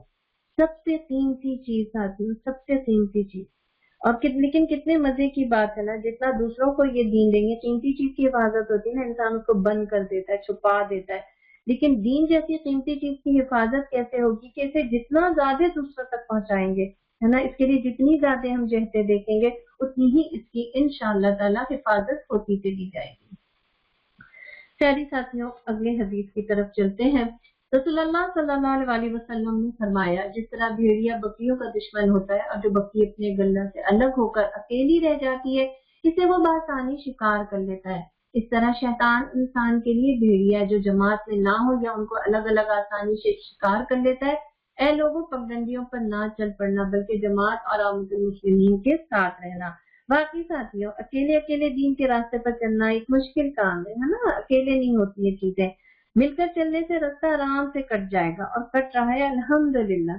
اور ماشاءاللہ ابھی پریزنٹیشن کے اندر کتنے سارے اقنا کے ڈپارٹمنٹ کے کام بار بار آپ کے سامنے آئے، کچھ بہنیں کام کرتی ہیں اور ساری بہنیں اجر سمیٹتی ہیں، ہے نا؟ تو انشاءاللہ تعالیٰ یہ اجتماعیت کا بہت بڑا فائدہ ہوتا ہے۔ اللہ تعالیٰ ہمیں ہمیشہ اجتماعیت سے جوڑے رکھے، آمین ثم آمین۔ پیاری اور عزیز ساتھیوں، اللہ کے نبی صلی اللہ علیہ وسلم کی اگلی وصیت، حضرت انس رضی اللہ تعالیٰ عنہ کہتے ہیں کہ رسول اللہ صلی اللہ علیہ وسلم نے فرمایا، لوگوں پر ایسا زمانہ آئے گا کہ اپنے دین پر استقامت سے عمل کرنا ایسا ہوگا جیسے ہاتھ میں انگارہ پکڑنا۔ حضرت ابو ہریرہ رضی اللہ تعالیٰ عنہ کہتے ہیں کہ آپ صلی اللہ علیہ وسلم نے فرمایا، جس نے میری امت میں فساد کے زمانے میں میری سنت کو مضبوطی سے تھاما، اس کے لیے 100 شہیدوں کا ثواب۔ پیاری ساتھیوں، آپ جو ابھی پچھلے ہفتے کی جو پریزنٹیشن تھی اس میں آپ نے دیکھا تھا نا کہ سب سے بڑی سنت کیا تھی؟ کیا آپ میں سے کوئی بہن یہاں پہ لکھ کر بتا سکتی ہیں کہ جو ہم نے لاسٹ کلاس میں اپنی بات رکھی تھی کہ اللہ کے نبی صلی اللہ علیہ وسلم کی سب سے بڑی سنت ربک فکبر، بالکل ٹھیک، اللہ کے نبی صلی اللہ علیہ وسلم کی یہ سنت ہے نا۔ چھوٹی چھوٹی بہت ساری سنتیں ہمیں یاد رہتی ہیں، بعض اوقات ہم اس میں الجھتے بھی ہیں، لیکن پیاری ساتھیوں اللہ کے نبی صلی اللہ علیہ وسلم کی زندگی کا سب سے بڑا کام اگر دیکھیں گے جو 23 سالہ جدوجہد میں آپ کے ساتھ کی، تو پھر ہمیں بہت اچھے سے اپنی وہ لاسٹ کلاس یاد آئے گی کہ اللہ کے نبی صلی اللہ علیہ وسلم نے کس طریقے سے اللہ کے دین کی فکریں کی، اور اس فکر کے لیے کس طریقے سے صحابہ کرام کی ٹیم تیار کی، اور کس طریقے سے سب نے مل کر وہ کام کیا۔ سبحان اللہ سبحان اللہ۔ اللہ تعالی ہمیں دین میں استقامت بھی عطا فرمائے، ڈاما ڈول ہماری شخصیت نہ بنائے، اور نبی کریم صلی اللہ علیہ وسلم کی سنت کو مضبوطی سے پکڑنے والا بھی بنائے، آمین ثم آمین۔ پیارے ساتھیوں، اگلی وصیت کی طرف چلتے ہیں۔ حضرت علی حارث الاشعری کہتے ہیں کہ رسول اللہ صلی اللہ علیہ وسلم نے فرمایا، میں تمہیں ہدایت دیتا ہوں کہ اللہ کو بہت بہت یاد کیا کرو۔ ذکر کی مثال ایسی سمجھو کہ کسی آدمی کے دشمن تیزی کے ساتھ اس کا پیچھا کر رہا ہو، مگر وہ بھاگ کر ایک مضبوط قلعے میں پناہ لے لے، سبحان اللہ، اور اپنے آپ کو دشمنوں کے ہاتھ میں پڑنے سے بچا لے۔ اس طرح کوئی انسان شیطان سے نہیں بچ سکتا سوائے اللہ کی یاد کے سہارے۔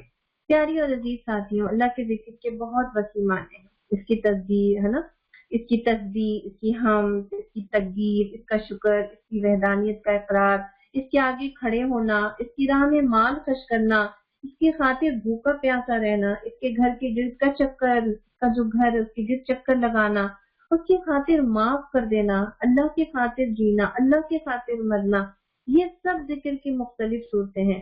اس ذکر کے بہت اہم معنی یہ بھی ہیں کہ اللہ کے دین کے کاموں کی جب ہم فکر میں لگے رہیں گے تو اللہ تعالیٰ ایسے ہی ساتھی اور دوست ہمیں عطا فرمائیں گے، ہے نا، انہی فکروں میں اللہ تعالیٰ ہمیں لگا کے رکھیں گے۔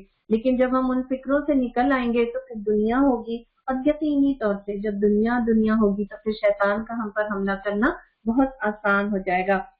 اللہ تعالیٰ سے تمنا کرتی چاہیے، ساتھ میں دعا کرتی جائیے کہ اللہ تعالیٰ ہمیں اپنی خاطر جینے اور اپنی خاطر مرنے والا بنائے۔ یہ ذکر کی، یہ اللہ کے سہارے کی بہترین شکل ہے۔ اللہ ہمیں اپنا وقت صلاحیت دینے والا اور قربانی کرنے والا بنائے، آمین ثم آمین یا رب العالمین۔ بہت ہی پیاری سی ایک اور وصیت، حضرت عبداللہ بن عمر رضی اللہ تعالیٰ عنہ سے روایت ہے کہ نبی کریم صلی اللہ علیہ وسلم نے فرمایا، وہ مسلمان جو لوگوں سے میل جول رکھتا ہے اور ان کی طرف سے پہنچنے والی تکلیفوں پر صبر کرتا ہے، اس مسلمان سے افضل ہے جو لوگوں سے بے تعلق ہو جاتا اور ان کی تکلیفوں پر صبر نہیں کرتا۔ معاشرتی زندگی کا کتنا پیارا، لوگوں سے میل جول رکھنا، لوگوں کے ساتھ معاملات رکھنا، ان کی خوشی و غم میں شریک ہونا۔ جب انسان یہ ساری چیزیں کر رہا ہوتا ہے نا، لوگوں سے جب وہ مل جل رہا ہوتا ہے، یقینی طور سے پھر لوگوں کی کچھ باتوں سے ہمیں تکلیف بھی پہنچتی ہے، اور یقینی طور سے ہماری بھی کچھ باتوں سے لوگوں کو تکلیف پہنچتی ہوگی۔ تو صبر اور یعنی تکلیف دہ چیز پر تھوڑا سا صبر کر لینا، یہ ساری چیزیں دیکھیے کتنا افضل بنا دے رہا ہے اس مسلمان سے جو لوگوں سے لا تعلق رہتا ہے۔ تو پھر ساتھیوں، آپ تیار ہیں نا انشاءاللہ تعالی؟ ابھی سوشل سروسز کے کتنے کام آئے، چیزیں آئی اپنے دائیں بائیں، اور اب کووڈ کے اندر ہمیں ایک دوسرے کے سہاروں کی بڑی شدید ضرورت ہے، اور ایک دوسرے کے بڑی ہم بنیں گے۔ ابھی ہماری پیاری ساتھی نے بڑی گروپ کی اتنی اچھی باتیں بھی ہمیں سکھائی تھی، تو انشاءاللہ تعالیٰ اب ایک دوسرے کا خیال رکھنا ہے، ایک دوسرے کا حال پوچھنا ہے، اپنے اطراف میں دیکھیں، اپنے حلقے میں دیکھیں، اپنے رشتہ داروں میں دیکھنا ہے. تو پھر آپ سب تیار ہیں ساتھیوں؟ جلدی جلدی لکھیے تب آگے چلا جائے. الحمدللہ الحمدللہ اس کی فکریں کرنی ہے ہمیں، ہے نا، انشاءاللہ تعالیٰ. پیاری اور عزیز بہنوں، ان ساری نصیحت اور وصیت کو سننے کے بعد آئیے اب دیکھتے ہیں کہ کام ابھی باقی ہے. وہ جو ہمارا پچھلے ہفتے کا جو ٹاپک تھا جس پہ ہم نے اپنی بات کو روکا تھا کہ ہم اگلے ہفتے دیکھیں گے کہ کام ابھی باقی ہے. کرنے کے کام کون کون سے بنتے ہیں ساتھیوں؟ اللہ کے رنگ میں رنگ جانا ہے نا، کرنے کی نیت کرتے ہیں. اور آپ یہ ہیں کرنے کے کام. آپ سب تیار ہیں نا؟ آپ سب نوٹ کیجیے اس کو کہ اب اس سیرہ کی کلاس سے گزرنے کے بعد جو میری اور آپ کی ذمہ داری بنتی ہے وہ یہی ہے کہ اللہ کے رنگ میں رنگ جانا، قرآن سے تعلق اور اس کے تقاضے، زندگی کا رخ اور ترجیحات متعین کرنا، صالح افراد سے خود کو جوڑنا، انفرادی زندگی میں اپنا کردار، گھر والوں کے لیے رول ماڈل، اللہ کے دین کو لوگوں تک پہنچانے کے لیے حکمت کے ساتھ انفرادی اور اجتماعی کوششیں کرنا، وقت کا صحیح استعمال، نعمتوں کے سلسلے میں احساس جواب دہی ہے نا، اور پھر سوشل ورک، دوسروں کے دکھ درد میں شریک ہونا. ساتھیوں جیسا اللہ چاہتا ہے نا اسی رنگ میں رنگ جانا. قرآن رہنمائی کرتا ہے کہ اللہ کے رنگ میں رنگ جاؤ. صبغۃ اللہ، اللہ کا رنگ. اس رنگ سے اچھا اور کون سا رنگ ہوتا ہے؟ مجھے دیکھ کر سمجھ میں آ جانا چاہیے کہ اللہ کے دین پر چلنے والے کیسے ہوتے ہیں. یہ رنگ اپنی پوری سچائی کے ساتھ ساتھیوں نظر آنا چاہیے. یہ کوئی ڈھکا چھپا رنگ نہیں ہے نا، وہ رنگ جو اللہ کے رسول صلی اللہ علیہ وسلم چاہتے تھے، جو انہوں نے اختیار کر کے دکھایا. میرا پہننا اوڑھنا، میرے معاملات، میرا ملنا جلنا، میری خوش اخلاقی، میرا لوگوں سے برتاؤ، میری عبادت ہے نا، میرا سسرال، میرا میکا، ساری چیزیں اس کے اندر آ جاتی ہیں ساتھیوں. اللہ کا رنگ تو ہر جگہ نظر آنا چاہیے. یعنی قرآن اور سنت سے میرا اتنا گہرا تعلق ہو کہ جیسا کہ پہلے ہم نے ذکر کیا تھا نا کہ نہ اب تک جو کچھ تھا، اب تک جتنا بھی ہم نے پڑھا سمجھا تھا کہ جو کچھ تھا نا وہ تعارف تھا. اب تعلق مضبوط ہونا چاہیے میرا اور آپ کا. تعلق کے جو تقاضے بنتے ہیں نا، اب وہ رنگ میری زندگی میں نظر آنا چاہیے. میری زندگی میں سیرہ کی کلاس سے ساتھیوں ہمیں اب یکسو ہو جانا چاہیے. مجھے اب بھی اپنی ترجیحات کا پتہ ہو. ایسا نہیں ہو کہ اتنا کچھ پڑھ لینے کے بعد ہمیں اپنی پرائرٹیز، اپنی ترجیحات کا نہ پتہ ہو. جانا کس سمت میں ہے، راستے بہت سارے ہیں، لیکن اب جانا ہے تو اسی سمت میں جانا ہے نا، یہ طے ہو جائے جو اللہ اس کے رسول نے بتا دیا ہے. اس کے لیے ترجیحات بنانی ہوں گی ساتھیوں. ٹائم مینجمنٹ مجھے اور آپ کو سیکھنا ہوگا. اب میری زندگی میں دوسروں کا بھی حق ہے. اس کام کو اکیلے لے کر چلنا بہت بہت مشکل ہے. اب ہمیں صالح افراد کے ساتھ خود کو جوڑنا ہوگا. ایسے لوگوں کا گروہ جو مجھے اس راستے پر چلاتا رہے، سکھاتا رہے، دعویٰ کے طریقے سجھاتا رہے، قرآن کے ساتھ تربیت کے عمل سے مجھے اور آپ کو گزارتا رہے. سورہ کہف ساتھیوں، جب بھی میں سورہ کہف کی آیت سے پہنچتی ہوں نا تو مجھے اپنی سمت اور جگہ پتہ چلتی ہے. کیا فرمایا تھا اللہ تعالیٰ نے کہ اپنے آپ کو ان لوگوں کی میت پر مطمئن کرو جو اپنے رب کی رضا کی خاطر صبح شام اس کو پکارتے ہیں. تو ان لوگوں کے ساتھ اپنے آپ کو منسلک کرنا ساتھیوں اس قرآن کی آیت کی روشنی میں پھر ہمیں بہت ضروری لگتا ہے. سوچئے، اب سوچئے نا، کوئی تو بہنیں ہوں گی جو آپ کو اس ادوحہ کی کلاس سے جوڑنے کا سبب بنی ہوں گی. ایک سے لے کر یہ تعداد کتنی بہنوں تک چلی گئی ہے نا. ان ساری چیزوں کے پیچھے کوئی تو ٹیم ورک ہوگا. بہت سارے لوگ ہوں گے. اس سیرہ کی کلاس کے اندر کسی نے پریزنٹیشن بنائی، کسی نے روم کھولا، کسی نے بہت کچھ پیچھے چیزیں چلتی رہی. کوئی ریکارڈنگ کر رہا ہے، کوئی ایڈیٹنگ کر رہا ہے. یہ ایک پورا ٹیم ورک ہے ساتھیوں. اس لیے جب اکنا سسٹر، آپ سوچئے، میں خود بھی کبھی کبھی سوچتی ہوں کہ اکنا سسٹر کتنا نام ہم سنتے ہیں نا. جب بنی ہوگی تو چند بہنوں نے بنایا ہوگا نا. وہ گنتی کی 2-4 بہنیں جنہیں ہمیں اور آپ ان کا نام بھی نہیں جانتے ہیں. لیکن جب تک اللہ کے دین کا کام ہوتا رہے گا ان بہنوں کو تو اجر ملے گا. آپ کو یاد آیا نا ہمارا ایک ٹاپک تھا نا، فتح سے پہلے کا اجر اور فتح کے بعد کا اجر. چیزیں سمجھ میں آ رہی ہیں نا ساتھیوں؟ پھر آپ دیکھیے چند بہنوں کی کوششوں سے ایک چیز کی بنیاد پڑی اور پھر دعوت پھیلتی چلی گئی. سب ایک دوسرے کو تھامنے کا ذریعہ بن گئے. اپنے آپ کو اجتماعیت سے منسلک رکھنا پھر اسی لیے بہت ضروری ہو جاتا ہے. آپ چاہتی ہیں نا عملی میدان میں کام کرنا تو پھر یہ پلیٹ فارم آپ کے سامنے اتنا سسٹر موجود ہے اس نام کے ساتھ. ساتھیوں یہاں سے نکل کر اپنے اپنے حلقوں میں جڑنا ہے. ہمیں کوشش کیجیے کہ یہ جڑنا مضبوطی کے ساتھ ہو، عاجزی کے ساتھ ہو، کچھ سیکھنے کے ساتھ ہو. کہیں ایسا نہ ہو کہ ہم ٹوٹنے لگے، ہم نے جو سوچا تھا وہ تو نظر نہیں آیا تو ہم بددل ہونے لگے. ساتھیوں جب کسی چیز سے جوڑنا ہوتا ہے نا، ابھی آپ نے حدیث دیکھ لی تھی نا، استقامت کے ساتھ. اور ایک سوال اپنے آپ سے ضرور مجھے اور آپ کو کرنا ہے کہ میری زندگی کا رخ کیا ہے، میری زندگی کا ڈائریکشن کیا ہے، میری ترجیحات کیا ہیں. ہم جو کچھ بھی زندگی میں حاصل کرنا چاہتے ہیں نا ساتھیوں، ہماری پوری زندگی کا رخ، پورے زندگی کا کام اسی کے گرد ہی گھومتا ہے. حتیٰ کہ ہمارا اٹھنا بیٹھنا، ہمارا پیسہ، ہمارا ٹائم ٹیبل سب ہی اسی مقصد کے گرد گھومنے لگتا ہے. ایسا ہے نا؟ بچوں کو پالنا ہے تو ہم اسی مقصد کے لیے وہ کام کر رہے ہوتے ہیں. ہر وقت وہ ان کو بتا رہے ہوتے ہیں دیکھو میرا یہ مقصد ہے، دیکھو میرا یہ مقصد ہے. پیاری ساتھیوں مجھے اور آپ کو یقین کے ساتھ اللہ سے جڑنا ہے، اپنی ترجیحات بنانی ہے، اپنے ٹائم کو مینج کرنا ہے.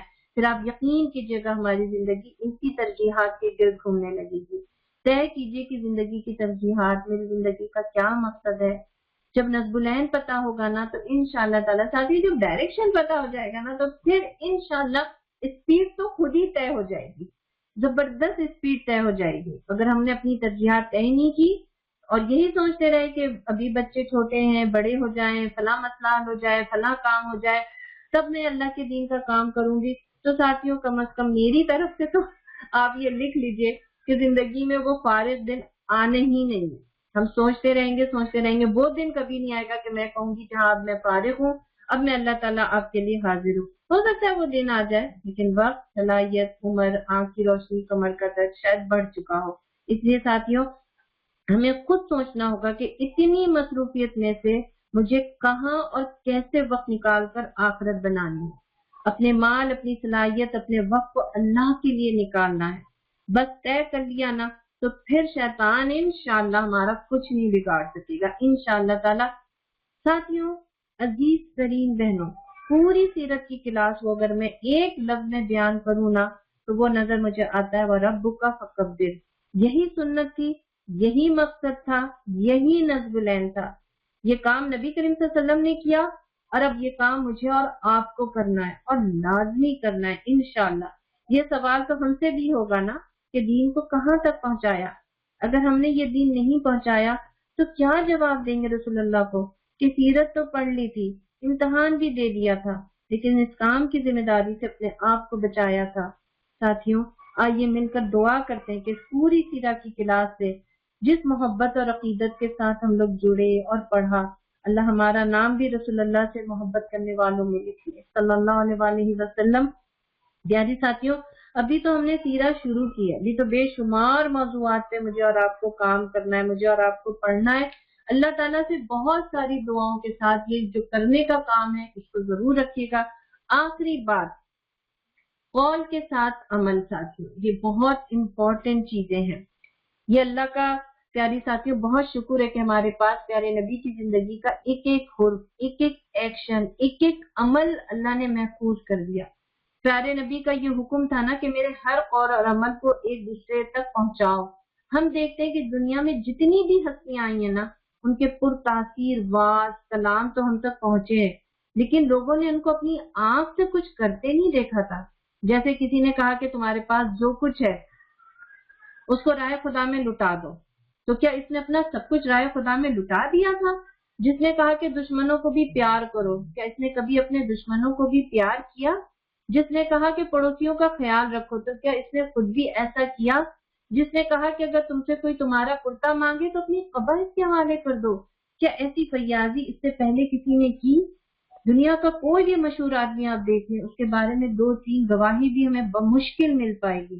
حتیٰ کہ میں نے جب اس کو سیرت النبی میں پڑھا کہ حضرت عیسیٰ علیہ السلام کے بارے میں بھی آتا ہے نا، ان کی بہت زیادہ باتیں، ان کے قول چیزیں آ رہی ہوتی ہیں، لیکن ان کی یہ چیزیں انجیل نے ان کی اس حیثیت کو محفوظ نہیں رکھا. مگر داعی اعظم معلم اخلاق رحمت للعالمین صلی اللہ علیہ وآلہ وسلم کی شان اس حیثیت سے بہت بلند ہے کہ انہوں نے جو کچھ کہا اس سے پہلے اس کو کر کے دکھایا. جو آپ صلی اللہ علیہ وسلم کا قول تھا وہی آپ کا عمل تھا. اور پھر آپ دیکھیے اللہ ताला ने किस तरीके से हदीस और सीरा को महफूज रखा है ना, ये आज तक हमारे पास पहुंचती चली गई। सहाबा कराम ने आपके एक एक अमल को बयान किया, उम्महातुल मोमिनीन ने खुलवत की बातें तक मुझे और आपको बताई, एक एक गवाही मौजूद है। आप देखिए कुरान ने यहूदियों के बारे में यही कहा था ना कि ये आप सामने की आयत को देखिए कि तुम दूसरों को तो नेकी का रास्ता इख्तियार करने के लिए कहते हो मगर अपने आप को भूल जाते हो, हालांकि तुम किताब की तिलावत करते हो, क्या तुम अकल से बिल्कुल ही काम नहीं लेते। फिर एक और जगह अल्लाह ताला ने सूरह सफ में फरमाया था कि ए लोगों जो ईमान लाए हो, लिमा तक़ूलूना मा ला तफ़अलून, तुम क्यों वो बात कहते हो जो तुम नहीं करते, जो करते नहीं हो। सईदा आयशा रज़ियल्लाहु ताला अन्हा से किसी ने दरियाफ्त किया कि रसूलुल्लाह सल्लल्लाहु अलैहि वसल्लम का अखलाक कैसा था, उन्होंने फरमाया क्या तुमने कुरान नहीं पढ़ा।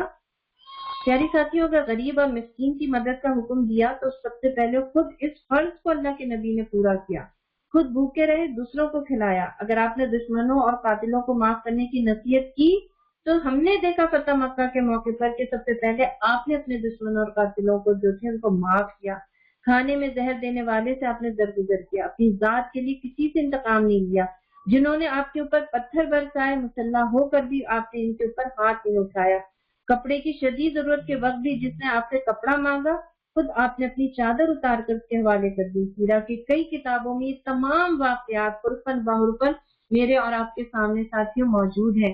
यही वजह है कि मुसलमान अपने पैगंबर सल्लल्लाहु अलैहि वसल्लम के न सिर्फ कौल व नसीहत को बल्कि इनके अमली नमूनों को और कारनामों को पेश करते हैं और उनकी पैरवी की मैं और आप खुद भी कोशिश करते हैं और फिर उसकी दावत देते। क्यों? इसलिए कि वो सब कुछ हमारे पास गवाही के साथ मौजूद है। कभी हमारा जहन सोचता है कि अल्लाह ने प्यारे नबी की सीरत का एक एक पहलू पेश किया, हिफाजत किया और हू बहू हम तक पहुंचाया। क्यों? साथियों, इस सवाल को जरूर सोचिएगा कि अल्लाह के नबी सल्लल्लाहु अलैहि वसल्लम ने जो कुछ कहा उसको सीरा में एज इट इज महफूज करके अल्लाह ताला ने हिफाजत के साथ मुझ तक और आप तक पहुंचाया। 1 लाख के करीब किताबें लिखी जा चुकी हैं सीरा पे, मुसलसल इस पे काम हो रहा है। मैं और आप 1-2 किताब पढ़कर मुतमईन नहीं हो जाए कि मैंने बहुत पढ़ लिया, बल्कि इसकी जुस्तजू मुसलसल रहे। अल्लाह के नबी सल्लल्लाहु अलैहि वसल्लम की सीरा की एक एक चीज की हिफाजत अल्लाह ताला ने इसलिए की, इसलिए कि कुरान में अल्लाह ने बता दिया कि हमने आपको नमूना बनाया है, इसलिए वो सब चीजें मेरे और आपके सामने है मौजूद। साथियों, आइए एक अहद करते हैं, है ना। हम देखते हैं ना, हम जब सीरा पढ़ते हैं तो 1 घंटे की तकरीर तो हम कर सकते हैं, लेकिन क्या हम और आप जो कुछ तकरीर में कह रहे हैं, जो कुछ समझ रहे हैं, क्या उस पर मैं और आप अमल करने के लिए तैयार हैं। साथियों, मैं गुस्से पे तो बहुत बात करती हूँ, क्या मैं अपने गुस्से को कंट्रोल करने के लिए तैयार हूँ। मैं तंज पे बहुत बात करती हूँ कि अल्लाह के नबी सल्लल्लाहु अलैहि वसल्लम ने कभी तंज नहीं किया। हज़रत अनस रज़ियल्लाहु ताला अन्हु की गवाही बार बार देती हूँ कि 10 साल उन्होंने आपकी खिदमत की, लेकिन उन्होंने आपसे कभी तंज नहीं सुना। क्या मैं और आप अपनी जिंदगी से तंज का पहलू निकाल सकते हैं? ये चीज को बहुत हसरत के साथ, बहुत दिल की मोहब्बत और तड़प के साथ सोचिएगा साथियों कि प्यारे नबी ने ऐसा तो नहीं किया था ना। अपने अंदर से जहालत, अपने अंदर से रसूमात, साथियों हम अपने अंदर से वो सब कुछ निकालने की कोशिश करें जो कि हमने सुन्नत में पढ़ लिया और अल्लाह के नबी के साथ वो चीज नहीं थी। हमारे कितने मामला सिर्फ इसलिए बिगड़ रहे होते हैं कि हम अपनी तईन इत्मीनान रखते हैं और अपने आप को बहुत अच्छा जज करना शुरू कर देते हैं। मैं तो ठीक थी, अगला गलत था।